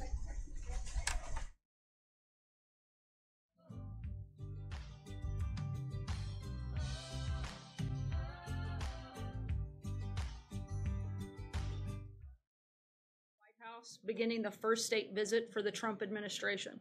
This visit will celebrate the long and enduring friendship between France and the U.S. Discussions will include economic, diplomatic, and global issues. The First Lady has taken an active role in every detail and planning of the visit, including the state dinner, which will be held tomorrow evening, and we're looking forward to a very successful state visit. As you all saw, we now have 3 Democrat senators who have announced they will vote to confirm Mike Pompeo, President Trump's highly qualified nominee for Secretary of State. However, a majority of Democrats continue their pointless obstruction to score cheap political points with their base as a willful attempt to undermine American diplomacy. Regardless, the president is looking forward to Mike Pompeo's confirmation so he can continue doing an incredible job on behalf of the American people. I also want to commend the heroic actions of James Shaw Jr. early Sunday morning at a Waffle House in Tennessee. Mr. Shaw saved lives when he wrestled a gun from an active shooter who had opened fire. The president offers his condolences to the victims and their families. He is monitoring the ongoing situation, and the White House is in regular contact with state and local officials. Finally, I want to congratulate the Duke and Duchess of Cambridge on the birth of their 3rd child, a baby boy. And from one mother to another, I know the reality of being outnumbered can be very scary, but I know she and Prince William will continue to be amazing parents. So congratulations to them, and with that, I'll take your questions. Jonathan. Sarah, on North Korea, is the president willing to accept anything short of complete denuclearization before lifting any sanctions? Certainly the goal is denuclearization of the peninsula, and we're going to continue the maximum pressure campaign that has been ongoing to North Korea until we see concrete actions taken towards complete and total denuclearization. Well, does that mean no sanctions lifted until that's achieved, or are you willing to go incrementally? Certainly no sanctions lifted until we see concrete actions taken by North Korea to denuclearize. The president said in his tweet that they had agreed to denuclearize Where did they do that? Have they already agreed to do that? Certainly in a number of the conversations, including the comments I'd refer you back to, also South Korean President Moon, who has said that North Korea has expressed a will for complete denuclearization, and certainly that's the focus of any conversation and negotiation that the United States will have with North Korea. Steve? To what extent will the Iran nuclear deal come up in the conversation between the President and President Macron? And what does President Trump want to hear from Macron on this thing? Look, I'm not going to get ahead of any conversations that we expect to take place over the next couple of days. As you know, they just landed a few minutes ago and haven't even arrived here at the White House. I'm not going to presume what those conversations will look like. We certainly expect that that will be part of the conversation, and we'll keep you posted if we have any specific details to put out about that. Is the President still leaning toward decertifying the deal when it comes up again on May 12th? I don't have any announcements on that front, but the President has been extremely clear that he thinks it's a bad deal. That certainly has not changed. Jim? I wanted to ask you a question, sort of following up on what you were asked this morning about Michael Cohen. It was noticed by some that you didn't close the door one way or the other on the President pardoning Michael Cohen. What is your what's your read on that right now? It's hard to close the door on something that hasn't taken place. I don't like to discuss or comment on hypothetical situations that may or may not ever happen. I would refer you to personal attorneys to comment on anything specific regarding that case, but we don't have anything at this point. I'll ask you about a tweet that the President put out last week. He tweeted a lot over the weekend, but last week he said he was talking about sanctuary cities in California and saying there's a revolution going on in California. So many sanctuary areas want out of this ridiculous crime-infested and breeding concept. We haven't had a chance to ask you about that tweet. When he used the word breeding, was he making a derogatory term about Latinos in California, that they breed a lot or that they're prone to breeding? No, he's talking about the problem itself growing and getting bigger. Sorry, I've answered a couple. Justin, go ahead. I also wanted to follow up on a couple of the President's tweets. The first was earlier this morning. I'm wondering if you could explain the President's tweet that he had ordered DHS not to allow large caravans of individuals into the country. So if you can say both what specifically he ordered DHS to do and what that would mean for individuals claiming refugee status within the United States. Like the President continues to monitor the ongoing situation. A sovereign nation that cannot defend its borders will no longer be a sovereign nation. The Trump administration is committed to enforcing our immigration laws, whether people are part of the caravan or not. If you enter the United States illegally, let me be clear, you've broken the law, and we will enforce the law through prosecution of illegal borders. While we are committed to doing everything we can on the border to secure our nation, we need Congress to do their job as well and to pass legislation to close the legal loopholes and prevent us from securing our borders and protecting Americans. The other tweet that the President did over the weekend, he said that he didn't see Michael Cohen flipping to get out of trouble with the government. I guess that prompts two questions. The first is what the President believes his personal attorney might have done to get him in trouble with the government, and secondly, what the President's done that he is worried Michael Cohen could flip about. The President's been clear that he hasn't done anything wrong. I think we've stated that about 1,000 times. Beyond that, I don't have anything to add beyond the President's tweet. Matthew? Thanks, Sarah. There have been a number of documented cases in the press recently of EPA Administrator Pruitt at least appearing to be dishonest about requesting raises for aides, about his relationship with a lobbyist who had business before the EPA, to name two. Is the White House concerned at all about this pattern, and is there concern about him testifying before Congress on Thursday as scheduled, where these issues are probably going to come up? We're continuing to review a number of the reports that you mentioned, and we'll let you know if we have any changes on that front. Ashley? Sarah, President Macron is hoping that a proposed side deal between U.S. and European powers could strengthen the Iran deal enough that President Trump would feel comfortable staying in it. So is that sort of a fool's errand, and the President has said it's a bad deal? Does he believe there's anything that could be done to fix it in a way he'd be comfortable with? Again, I'm not going to get ahead of any potential conversations that are going to take place over the next couple of days, but as the administration has policy announcements, we'll be sure to share them with you. Mara? Thank you, Sarah. Just to go back to Jonathan's question about North Korea, the President tweeted pretty flatly, they have agreed to denuclearization, and then you're saying that they're just agreed to talk about it. What is the President's definition of complete denuclearization? Again, I'm not going to negotiate with you guys. I'm going to leave that to the president and Kim Jong-un to walk through what some of those details would look like when that meeting takes place. But I can be very clear that we expect it not to just be mentioned in words, but there have to be concrete actions that take place towards total denuclearization of the peninsula. Removing all nukes, our nukes? Again, I'm not going to get into the negotiations of what will take place and what the agreement will look like, but there have to be concrete actions that stop the denuclearization of the peninsula. President Macron appears to have a very robust agenda coming to Washington. He wants to change the president's mind on a lot of different things, on the Iran nuclear deal, on keeping U.S. troops in Syria, on tariffs, and maybe even on the Paris Climate Accord. Does he have an open mind? Is it possible that he will change his mind after President Macron gets through with him? I think that I feel very confident that we have the best negotiator at the table. Look, you have two leaders that have an incredibly good. Hold on, let me finish. Let me finish. That's not what I said. I said that we have a great negotiator at the table. I certainly was not commenting on President Macron's abilities, simply stating the obvious that we have an incredibly good negotiator at the table for the United States.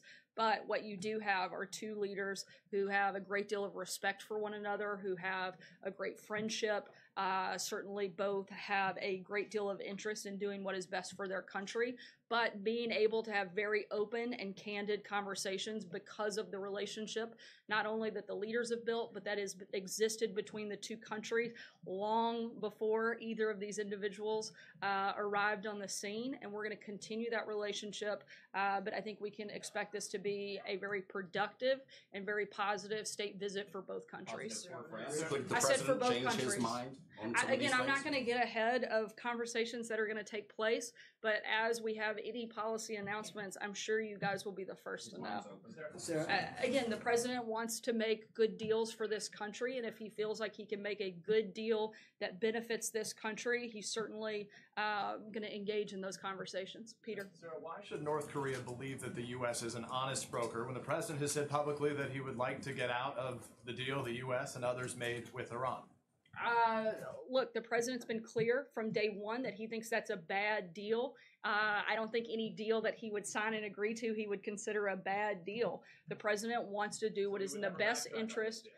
The president wants to do what is in the best interest of our country and even in the world, and particularly having North Korea and the Korean Peninsula free of nuclear weapons, I think is a good thing for everybody, and I think even you would be hard-pressed to find something different. Steve? What you said Sorry, about Peter, I've got tight time. I'm going to keep moving. I think we Steve? should. Yeah, Sarah, I just want to follow up on that about North Korea. I'm wondering what gives you any optimism that the North Koreans are really looking to denuclearize because of the statements that they're making. Everybody seems to be jumping on the very positive aspects of the statements, but they're also saying over the weekend that their completion of the nuclear arsenal, which they call their powerful treasured sword, firmly guarantees forever the country's security and well-being. That doesn't sound like any wiggle room on denuclearization. Certainly, we're not going to make mistakes from previous administrations, and we're not going to take the North Koreans simply at their word. Like I said before, and we've said many times before, the maximum pressure campaign is going to continue until we see concrete actions taken by, look, we're not naive in this process. We've seen some steps in the right direction, but we have a long way to go. We also have seen a major change in what has taken place in the past by having our allies and partners in the region step up and do much more than they have in the past. China has taken a more active role in putting pressure on North Korea. They can certainly do more. We hope they will and will continue working with us. And that's all at the direction and because of the relationship that the president has built with President Xi of China. Yamish?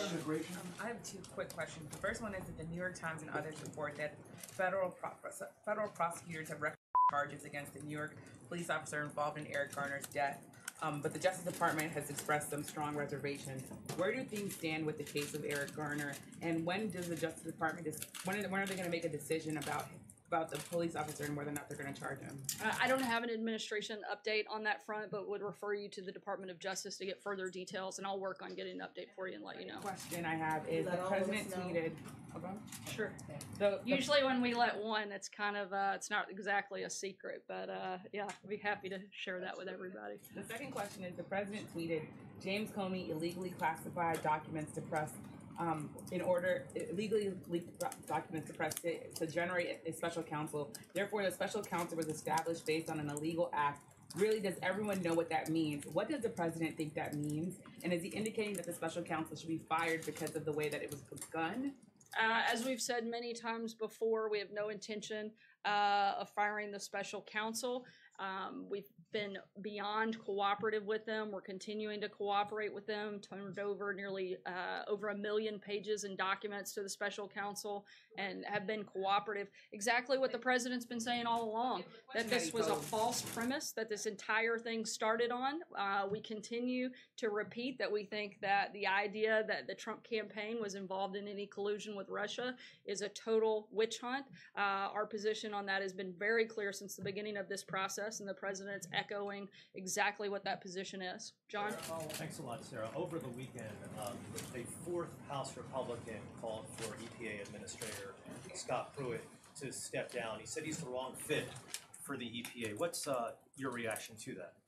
Again, we're reviewing some of those allegations. However, Administrator Pruitt has done a good job of implementing the president's policies, particularly on deregulation, making the United States less energy dependent and becoming more energy independent. Those are good things. However, the other things certainly are something that we're monitoring and looking at, and I'll keep you posted. Blake? Last week, Andrew Wheeler was confirmed by the Senate. He is Scott Pruitt's deputy at the EPA. Couldn't he easily implement all of the president's agenda if Scott Pruitt stepped aside? He wouldn't have a dark cloud hanging over the agency. What's your view on that idea? We're very excited that the Democrats have finally allowed another one of our nominees to go through. We hope that they'll allow some of the other several hundred that sit waiting to be confirmed, very highly qualified individuals. We hope that they'll continue to follow in the footsteps of that and get a lot more people within this administration working. Blake? Thank you, Sarah. On the Iran nuclear deal, President Macron said, don't leave as if there's not a better option. And then the Iranian foreign minister tweeted today, quote, President Macron is correct in saying there's no plan B. It's either all or nothing. So my question to you is, does the White House believe that there is actually a realistic plan B out there? We certainly think that there should be a better deal, one that actually is positive, that works, and we don't really typically look to the leadership in Iran to determine what our foreign policy is. John? And then later today on Mike Pompeo. Sorry, I'm going to keep moving just because we're running out of time. John? Thank you, Sarah. You may not be willing to be specific about the matters that President Trump and President Macron will negotiate on, but the French finance minister, Bruno Le Maire, was very specific at the World Bank and IMF spring meeting. He said on Friday that France will insist on, and I quote, a full and permanent exemption, end of quote, of any trade tariffs the United States might want to impose on France. He went on to say that if they are going to be a partner in dealing with China and other countries, they cannot have what he called a sword of Damocles hanging over them. That's pretty strong language. Is trade and a We can at permanent least agree on exemption? that. Yeah. Is it on the table as Minister Le Maire wishes? Again, we certainly expect this to come up in conversations over the next 2 days. When we have any policy announcements, we will absolutely let you know. Kevin. Thank you, Sarah. Two quick ones. One on Syria. Is it fair to say the president agrees with the French president that a precipitous or too quick removal of America's presence from Syria would be a danger or damaging to the Syrian people? And if there is agreement there, is there a possibility that the two will come to some sort of a formal announcement during his time here? And a follow on Mike Pompeo, what would be the number one issue that the president would like him to tackle, assuming that, as expected, he is approved today? First, I'll talk about the Syria question. again, certainly something that will come up. The president is committed to defeating ISIS. That is our primary goal and function of being there. We want to see that happen. The president also wants to see the partners in the region step up and do more, both militarily and financially. That's going to be something that I can imagine will be raised, and we'll keep you posted on that front. When it comes to Director Pompeo, it is absolutely outrageous that he would not move through quickly. He's extremely qualified for the position. The Washington Post, a number of other outlets that certainly aren't typically the biggest advocates of this president, have said confirm him already. I think you have to look back at history, specifically to Secretary of State confirmations and bipartisan votes. John Kerry was confirmed 94-3. Hillary Clinton was confirmed 94-2. Condoleezza Rice was confirmed 85-13. Colin Powell was confirmed unanimously by voice vote. I think that if you even look at some of the questioning that's been brought up by the Senate, no one doubts Pompeo's qualifications and his ability to do the job. So I think that not only is the White House, but all of America should be calling on the Senate to actually do their job, do what they are required and expected to do, and that is to help government function and to help on the safety and the security of our country. This is an incredibly important position, and that plays a big role in that, and they should certainly support Mike Pompeo and get that done today. And I think, frankly, for particular members of Congress, that it's very hard for them to justify voting in favor of someone like John Kerry and not following suit and voting in favor of Mike Pompeo. Right here. Just on Pompeo, does the president consider Republicans who oppose Pompeo's nomination to be obstructionist? And separately, what does it say to the rest of the world if Pompeo can't get a favorable recommendation out of the Senate Foreign Relations? Certainly don't think that those members are being helpful. And I think what it says to the world is what we've been saying for a long time, is the Senate's got some real problems, and they need to figure out how to actually show up and do their job a little bit better. Mike. A couple, one NAFTA and Iran. On NAFTA, has the administration decided whether to bring a renegotiated deal back to Congress? Is there a chance that those changes won't need congressional approval? And just on Iran, that deal has been being looked at by a team that was appointed by... Let me address NAFTA first. On NAFTA, those conversations and negotiations are ongoing. I don't have any updates for you on that front beyond what we've already said. The president's Iran team was mostly put in place by McMaster and Tillerson. Does the president still have confidence in that team? Has he been briefed on their developments lately? And does he and John Bolton support where they're at right now? Absolutely. The president's got a great deal of confidence in a number of members across the board that remain part of his team, his national security team. Great group of people, and the president's been working very closely with them, and most of those individuals have been on and part of the administration for some time. April? Sarah, a couple questions, two questions. Going back to the issue of Eric Garner, a couple of weeks ago when I asked you about Alton Sterling, Stephon Clark, and the issue of Eric Garner, you said it was a local issue. Does this White House give the directive now to the Justice Department that it's a local matter and that's why it's kind of been held up? Is that what's going on now with this Eric Garner case? I can't speak to anything specific in an ongoing process that's taking place at the Department of Justice. We haven't given specific instruction to them other than to follow the law, and when it is a local issue, there's not a lot we can do, but when the Department of Justice has a role to play, we want them to be independent and follow the law on that front. And last thing I want to follow up on, Jim, when you said breeding, the president was very clear in his statement about this issue. He said in a tweet, "There's a revolution going on in California. So many sanctuary areas want out of this ridiculous crime-infested and breeding concept." What did he mean by breeding? Again, the president has recognized that this is a major problem, and a lot of people, even in California, want to see the issue of sanctuary cities addressed, and the president's doing what he can to do that. What does breeding mean to this president? Because when you think of breeding, you think of animals breeding. Populating. I'm not going to begin to think what you think. Certainly, I think that it can mean a lot of things to a lot of people, but the president is talking about a growing problem, and I addressed that with Jim. I don't have anything else to add. Lolly? Thank you. I wanted to ask you about Afghanistan. There has been quite a number of attacks in Afghanistan in the last few days. This is the first fighting season after President announced his South Asia policy. How do you see the situation in Afghanistan now? I'm sorry, what was the last part of your question? How do you see the situation in Afghanistan now? We're continuing to move forward with the strategy that was announced, and I don't have any other policy announcements at this time. I'll take one last question, Brian. Thank you very much. Two quick questions. One, just to define what the president meant about breeding. To be specific, he's not talking about people having babies. Yes?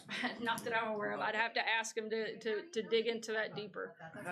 I just said not that I'm aware of, and I would have to ask him to be more specific. Okay. In regards to the Mueller investigation, guys, I'm sorry, I'm trying to. In regards to the Mueller investigation, I understand this administration says that there's no collusion. So if we take the president at his word, he can't be aware of everything that went on underneath him by everyone who works for him. So if there's someone who worked for him underneath him that is guilty or is prosecuted by the Mueller team, would he not support those who did wrong, even if he was unaware of it? Certainly, we want everyone to follow the law, but I'm not going to comment on a hypothetical situation. The president has been clear. He and his campaign were not involved in collusion. If he had, I'm pretty sure. Okay, you guys would have found that out, and I'm addressing that. Brian. Right? He would support the president would absolutely support the law and individuals following the law. What the president doesn't support is a year wasted distracting the world and the country from the great things that are happening in this country, from talking about issues that Americans actually care about. That's what the president would probably tell you to stay focused on. And with that, thanks, guys. We'll see you tomorrow. Thank you, sir.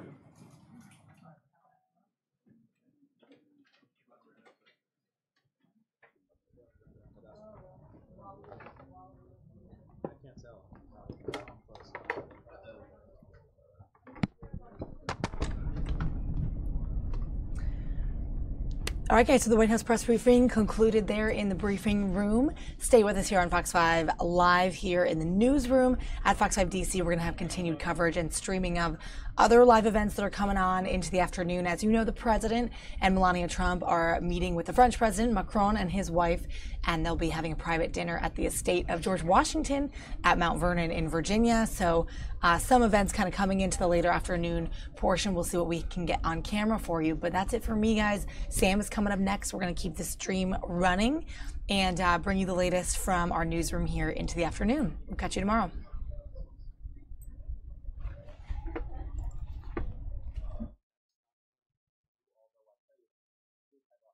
Yeah, that she did.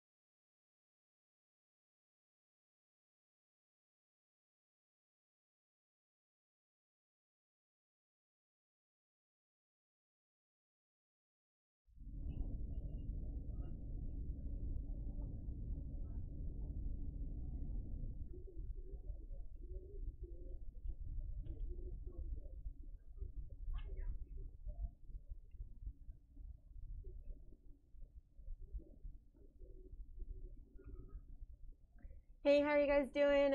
It's Sam here in the newsroom. I'm taking over for Molly. She was just checking in some stuff with you earlier today. I believe she had the corpse flower. We might check out that a little bit. But right now, I'm going to get down to it. There is a investigation going on still in Tennessee. In fact, police in Tennessee say that they have taken into custody the guy that the suspected shooter who shot and killed 4 people outside of Nashville. So we're gonna check out. We have some aerials going on. I think police are using bomb sniffing dogs and checking out the area where they were found, where he was found. So Travis Reinking, he's 29 years old. So we're gonna go right to that and see what's going on there.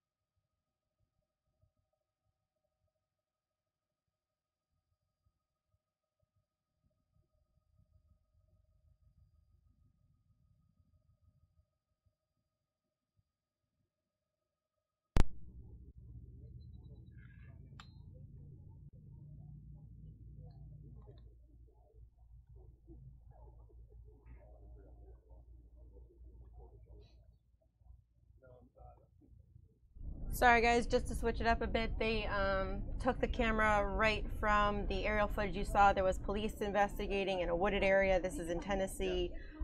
Police said just a little while ago that they have captured and arrested Travis Reinking, and he's a 29-year-old guy from Illinois, and he is suspected of shooting 4 people and injuring several others at a Waffle House in Antioch, Tennessee. I believe they have some press media staging setting up from the police, so we'll probably be getting an update soon. But as you saw, there was a large wooded area. There was like gravel. I'm not sure if there was like a construction site going on, but we'll probably find out more soon. There have been 100 officers going door to door to look for Reinking. They've been searching wooded areas, and they've been joined by other agents, including the FBI, the ATF, and then Tennessee Highway Patrol. So there have been a lot of people looking for this guy. This is as of early Sunday morning, like around 3 a.m.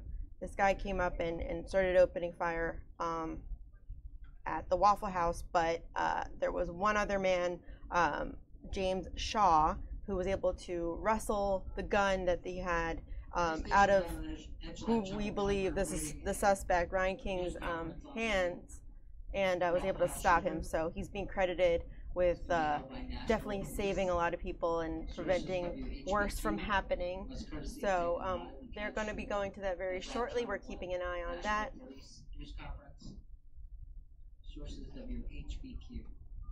Okay, so we'll see. I'm keeping an eye out, but police should be, or authorities should be coming up shortly. But also, we've been also tracking some history from this guy Reinking here in DC.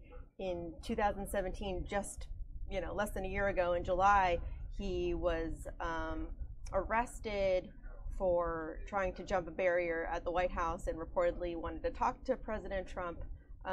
So he also had some other involvement with police where he was trying to jump a fence because he thought that Taylor Swift was chasing him and was in love with him.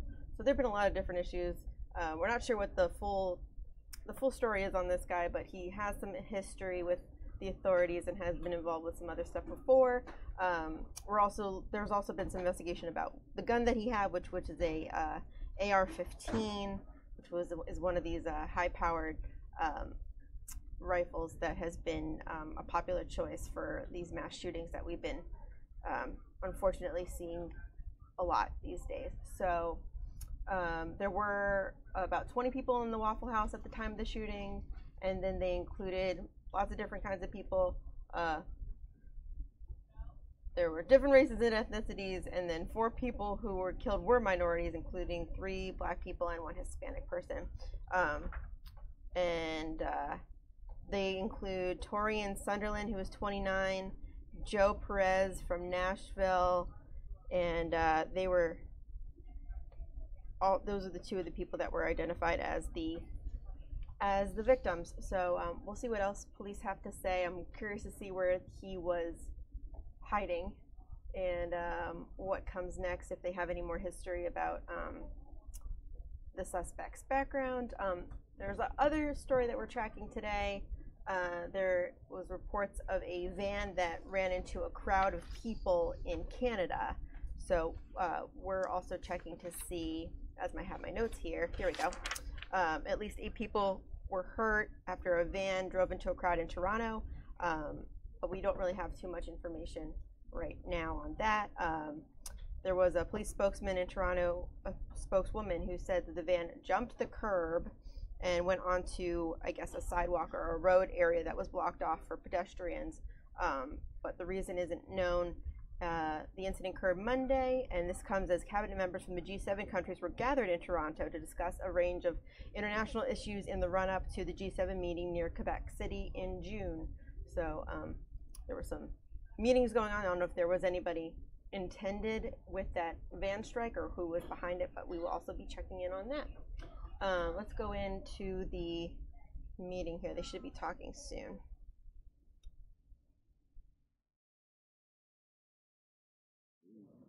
He's legit. Question about that.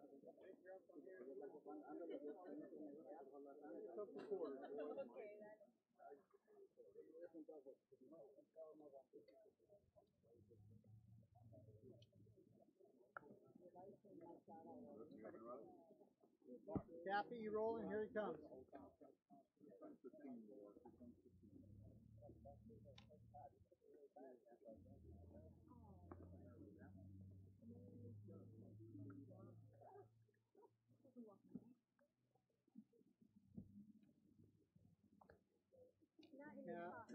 Cap, you're gonna roll on the camera, please.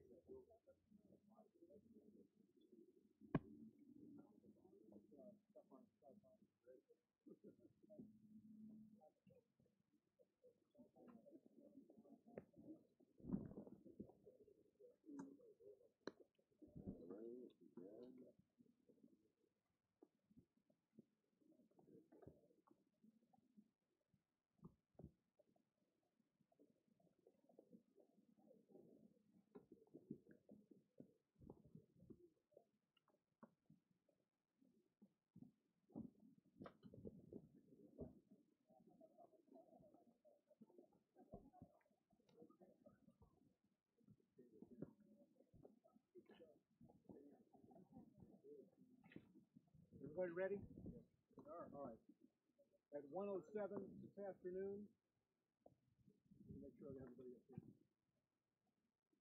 Rick, you coming? Okay, all right.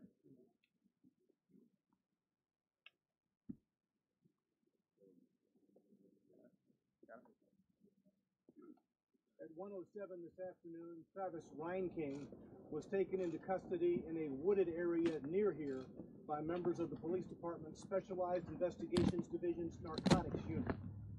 From his apprehension, he was taken to the South Precinct, where he immediately requested a lawyer and refused to make a statement. Reinking has been taken to General Hospital to be checked out, and then will be taken to the Nashville Jail, where he will be booked on 4 counts of criminal homicide.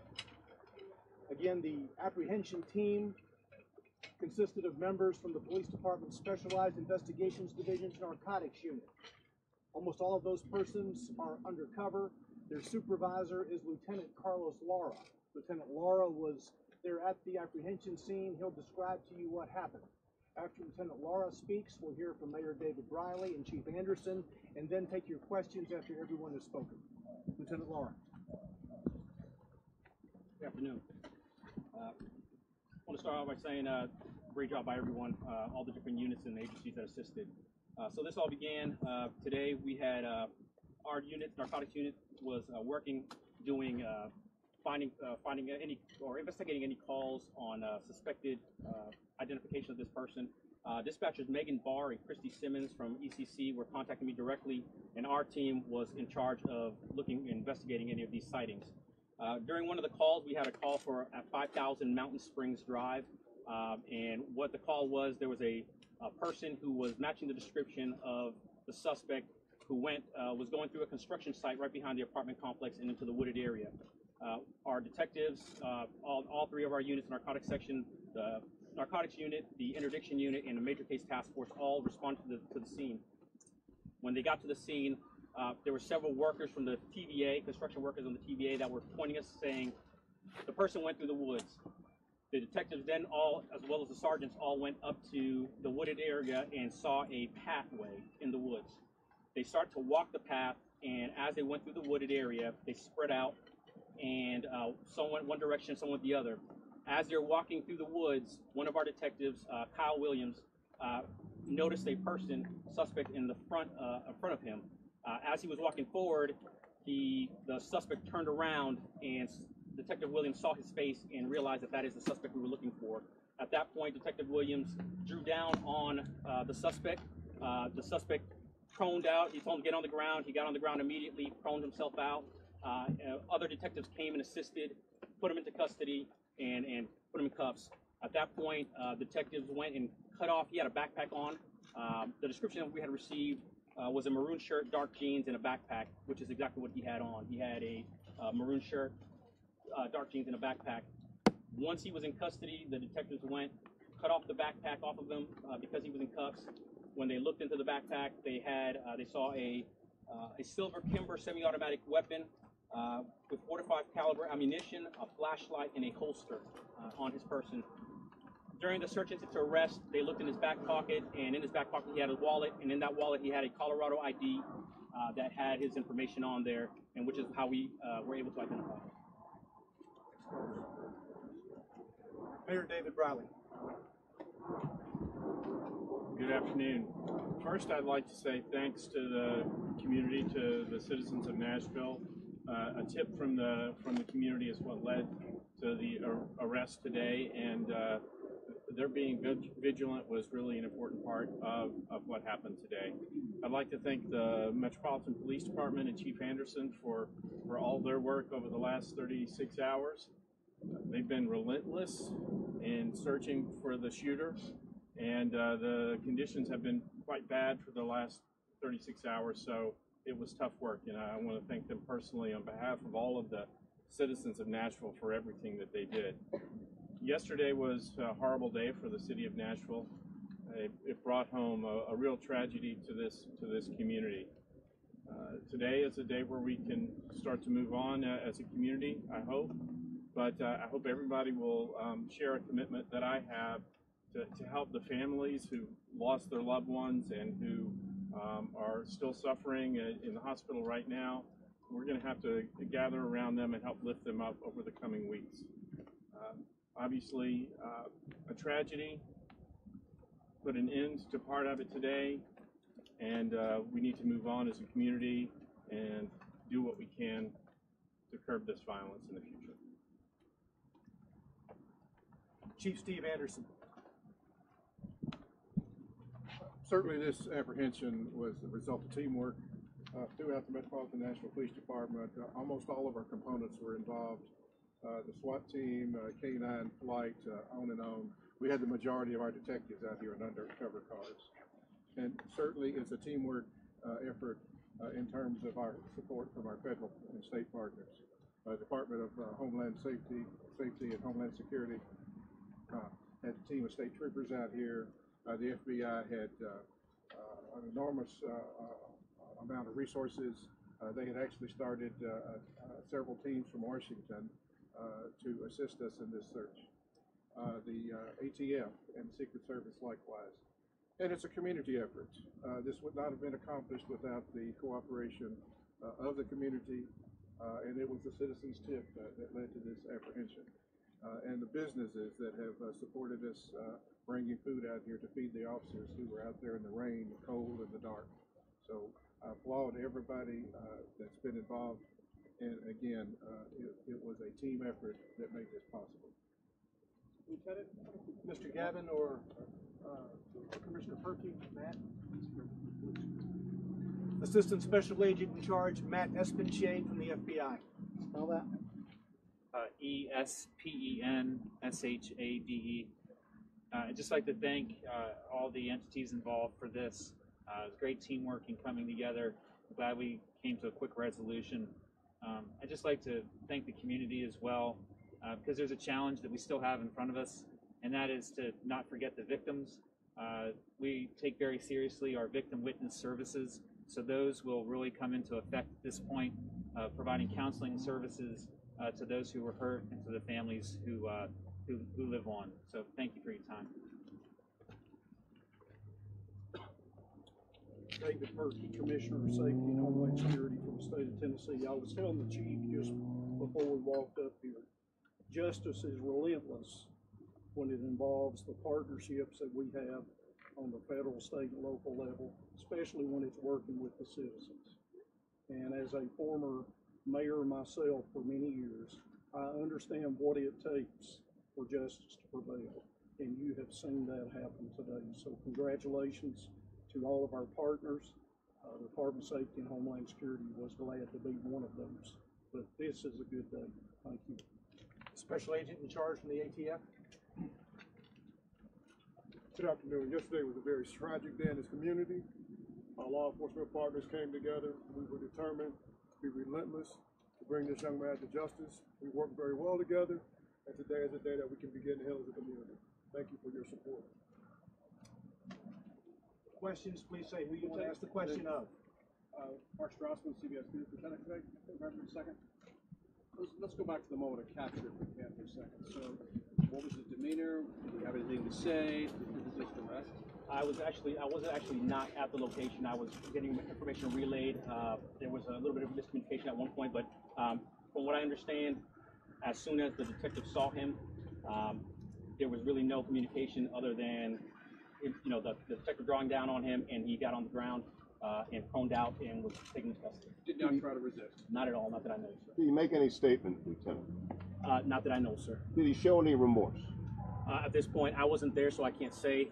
But I have not received any news that or any word that he made any statements at all. That location is about 2 miles away from here, would you say? Do you have any idea how he spent the last 36 hours? Was it in those woods? Again, a lot of that information is information I can't answer because we don't know.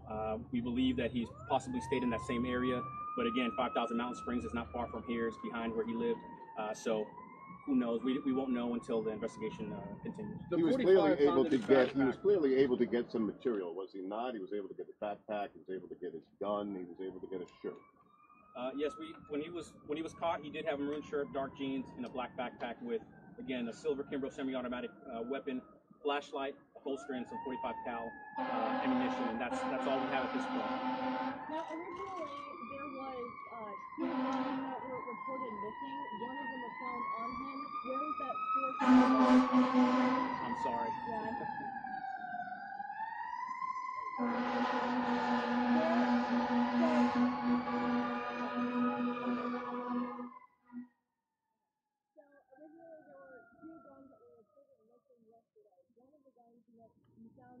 Where was that 4th gun located? I have no idea where that 4th gun is located. I know that the silver Kimbrough, which was missing, was on his person. Any other weapons, I'm not the person who would have that information. The 45 that was found in his backpack, loaded? Yes, sir. So a reminder of the continuing threat that he posed? Yes, sir.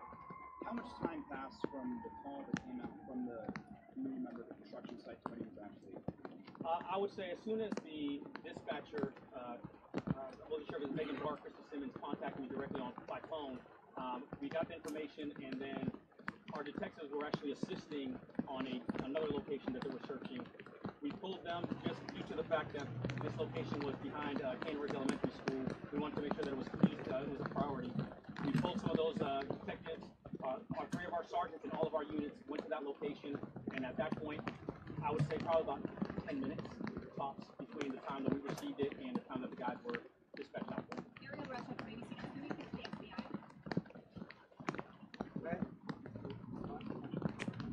The FBI dispatched out there. Ariel Rush of ABC. Can we speak to the FBI?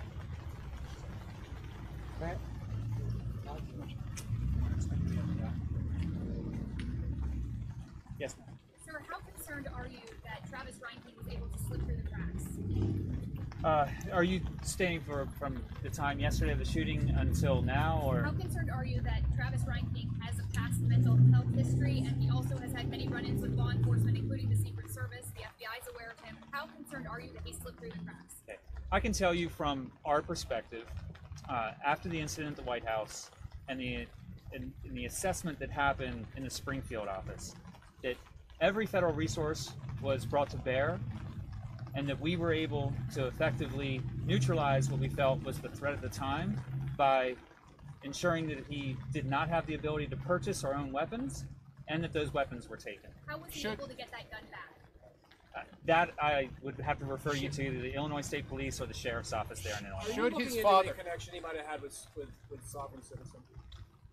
We are investigating all of the possibilities to any groups, but right now we have no information to provide on that. Should his father have given him back those weapons? I can't make that assessment. Obviously, it's a very tragic thing. He was not able to possess or own those weapons, so on its face, yes. Has his father given a reason for why his weapons were given back? I haven't heard that. Are there any gun laws that the father may have violated by giving his son the weapons? I would refer that over to ATF. All right, Mr. ATF. So happens you're right there, man. I appreciate you being here. So is it possible that his father could be subject to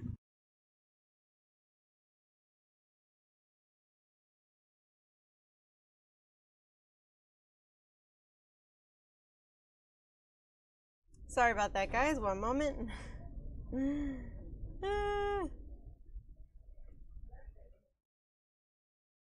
Could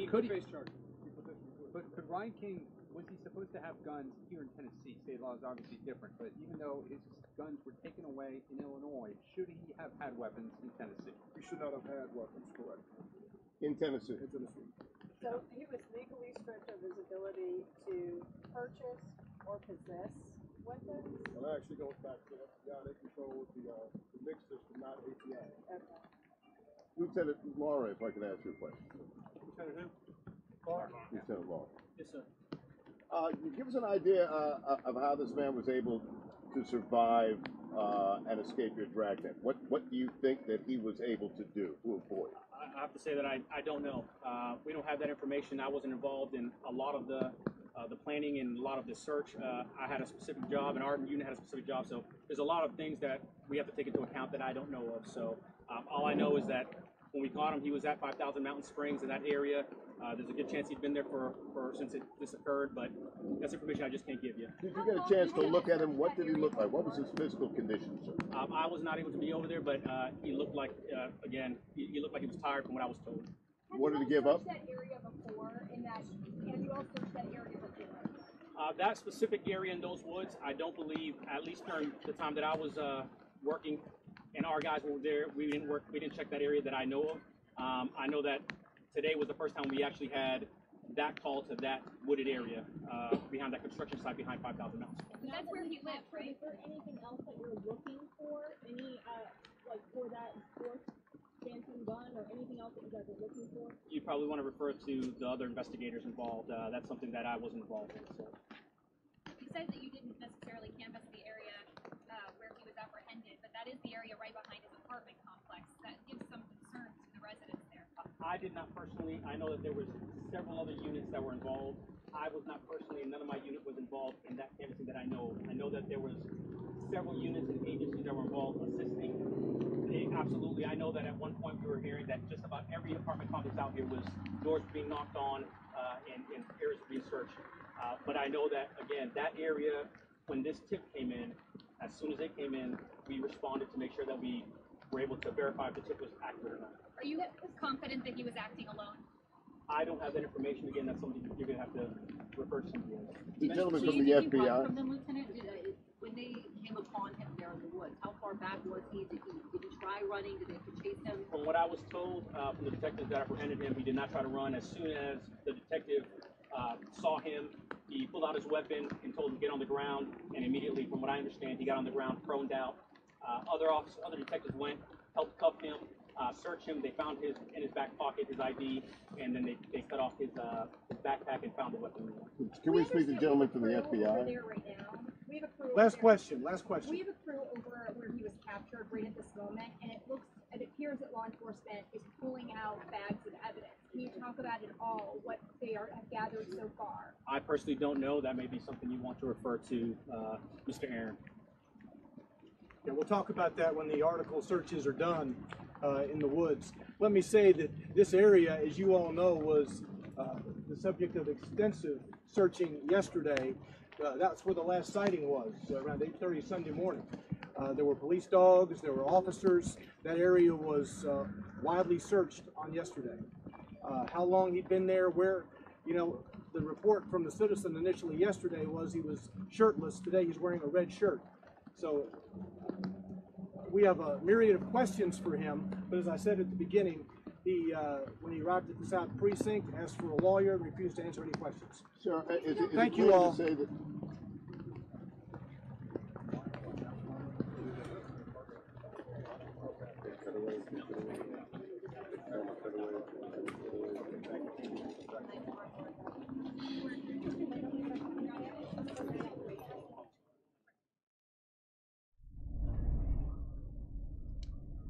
So you just heard an update from police in Tennessee. Again, this is an update regarding the shooting that happened in Antioch, Tennessee, just outside of Nashville. 4 people were shot and killed. Several other people were also shot and injured, and they're recuperating from their injuries. But after the suspect shot, he He fired at the Waffle House. He fled, and police have been looking for him since then. This is since early Sunday morning. He was finally found this afternoon. They found this guy, the suspect that they believe did this all is Travis Reinking. He's 29 years old. He's from Illinois, and now they're going to talk to him and see what the heck happened. So police didn't have a ton of information. They did say he was found in a wooded area, which we saw before. There were some aerials that we were tracking with officers sniffing with dogs and, you know, doing searches to see if there was any other things left around. And then they also were working with ATF, FBI, and various police divisions. So there were a lot of people involved in this. They got him, but curious to hear what the answers are to a lot of those questions. I don't know if you could hear a lot of that. The audio wasn't very good. I'm sorry, especially with the fire engines going through, and then the other feed that I had that had some better audio dropped out. So we're making do. But it's an interesting scenario that we're following here, and we will see what comes up next. We also have for you, there's been discussion going to national news, to politics. We have this is a report coming up on President Trump's discussions and politics with North Korea and South Korea.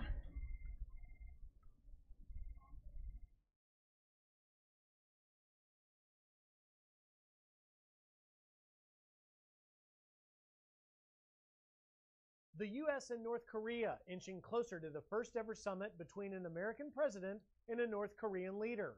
There's still no date set, but the Trump administration says planning is well underway. And in the lead up to the historic meeting, President Trump will be sticking to his guns when it comes to the North's nuclear program.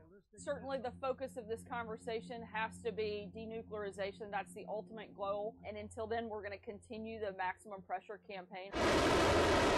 North Korea has shown some willingness to compromise, announcing a freeze on nuclear and missile testing over the weekend, a move welcomed by the South. North Korea's decision to freeze the nuclear program can be an important beginning for the complete denuclearization of the Korean Peninsula. And on Monday, both countries announcing details of an upcoming cross-border summit, which will see the leaders of the Koreas meet face-to-face for only the third time since the end of the Korean War. The summit will include an opening ceremony and banquet, which the North has agreed to broadcast live. Experts say the denuclearization effort is moving in the right direction, but it's still unclear if the talks will yield any concrete results. Those are all positive signs, to be sure, but we don't know how serious this guy is because he's never been truthful with us. That's the problem we have. The cross-border summit between Kim Jong-un and South Korean President Moon is scheduled to kick off on Friday. In Washington, Griff Jenkins, Fox News.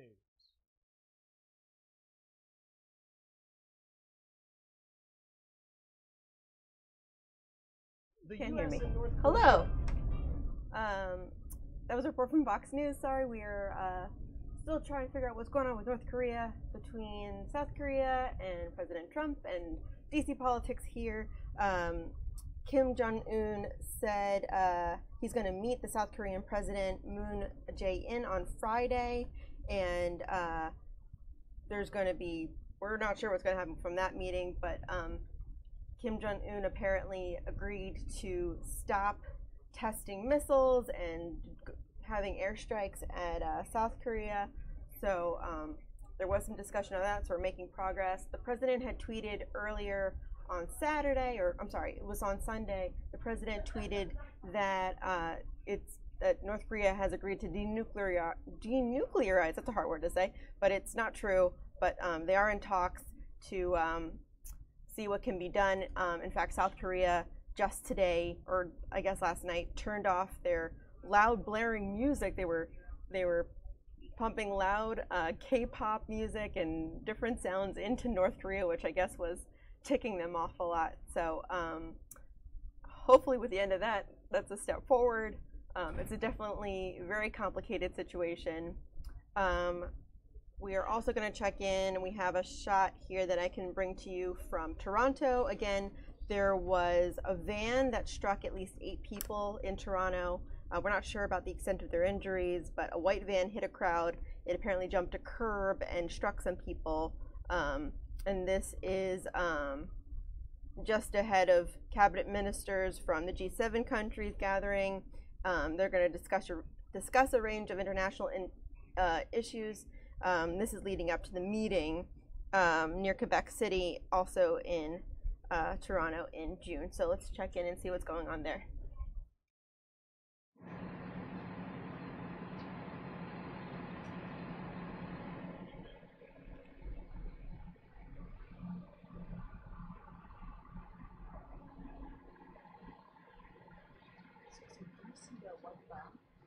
No, I did not. No, okay.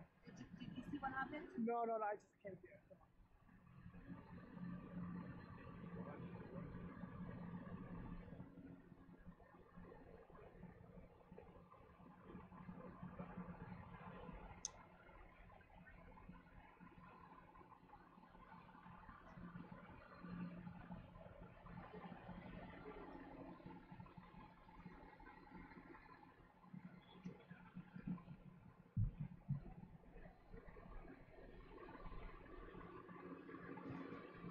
One, two, three, four. Did you see what happened? You didn't see it? Did you guys see it? Did anybody here see what happened? No? Okay, thank you. Thank you.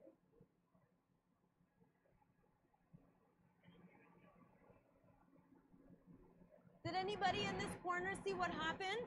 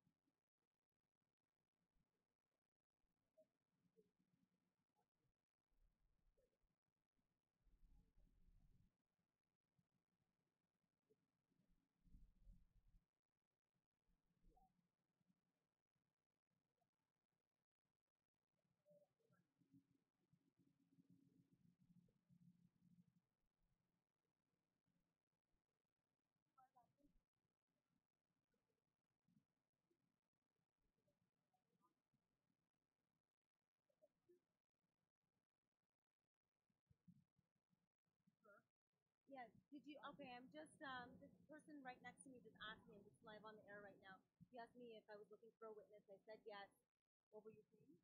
So, I was here. I was right here, and I saw the white van from there, and went to the sidewalk. Let's walk over to where my camera is. Would you mind? Come over with me. What's your first name? Kang, K-A-N-G. Kang, what's your last name? Oh, actually, that's my last name. What's your last name? What's your first name? Peter. Peter. Let's just walk over here for me. Okay, tell me exactly what you saw and which direction, where were you standing, where was the van? Yeah, so I was right there waiting for the signal to cross there, but I saw a white van. It was not a huge truck, but it was a white van. From here, it was curving, and then went to the sidewalk, just went through to the sidewalk. It was quite fast, and it just went through people, and it went over people. And when I was here, I saw 6 people were on the ground, 2 people were getting CPR, and now we see a person is dead there on the ground. You see one person just right at the corner of Yug and Finch with an orange tarp and some of the other articles of clothing around that person. And tell me what your thoughts are when you saw this happen. What did you do? When I saw this happen, I waited for a signal, and I went right over and I called 911. I asked for an ambulance, and I'm just shocked. I was with my friend, and this is ridiculous. Like, if it was an accident, then you would have stopped, or you would have hit yourself at the wall or go to the car road. But the person just went through the sidewalk, and he didn't stop, and it's just shocking. I know you said you were standing right here at this corner. Around here, yes. Around here, and you saw the person make a left turn here onto Young? I'm not sure from which side he came, but I just saw him making a curve. Curve, okay. Did you get a look at the driver? No, not the driver, only the car. And can you tell me, when you went over, you called 911, what did you do next? I kept on calling 911. It was around for 5 minutes, and then I gave my information, and I stayed by the side, and I was waiting for ambulance. And then later on, police officers, they asked me to get into that TTC vehicle. Yeah. And then I was asked to tell them, give a statement about what I saw, what witnesses I made. Did you try and help any of the people on the curb that you saw, the 6 people that were lying there? When I was there, there were already people trying to make help. I already saw people who were doing some CPR. So at the moment, I was shocked, so I couldn't do anything to help, but I did try to make call to 911. I wish I could have done more. How are you feeling right now, seeing all the police, the ambulance, person lying there? Still shocking. I just doesn't feel real. Like, I saw a person died right in front of my eyes, and I don't know what to say.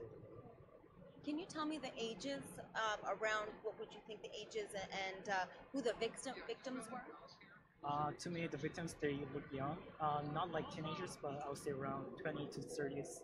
So they were young people, and so that's even more sad. Like, they're not. They didn't live their life long, and I heard many people died at their young age. Toronto, where a lot of young people, they try to reach out for their dreams. They go to university and college, but when you saw the person doing CPR and helping, or other people helping, did you stay and wait for the paramedics, for the ambulance to get there? I did stay right beside the people, beside the victims, and I was keep on calling 911. Yes, I kept on waiting for the paramedics. Can you tell me, were people screaming? Were they running away? What was the scene like? In the beginning, I saw people screaming like stop, and people, they're asking for help. The lady who was doing CPR, she was asking if anyone had a medical license, anyone knows how to do CPR. She kept on doing, and it was quite terrorizing. Thank you so much for that, Peter. Appreciate it. I know you're in shock right now, as many Torontonians here. Take a look at this crowd here right next to me. People are here just at the corner of Yonge and Finch. They can't believe what they are witnessing and what has happened here. If I just speak to one person here, what are your thoughts when you're seeing all of this? I didn't see anything. But here, when you're just I heard about it. That was scary. There's a lot of people saying that. It was really scary because, but thank God because it's just the whole town, two of them. I don't know why. I'm just shocked. And that's really the question that so many are asking here, why somebody would do this, what is the motive behind an incident like this that really has terrorized our city. Back to you.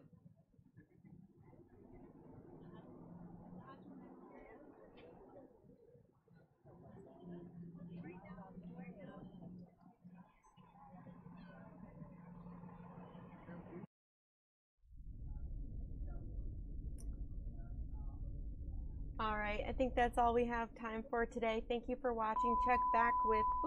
Check back with Molly and me tomorrow, and we'll be bringing you the latest, whatever's going on in DC, on the Capitol, in the White House, around the world. We'll have it right here. So please subscribe and check back for more videos. Have a good rest of your day, everybody.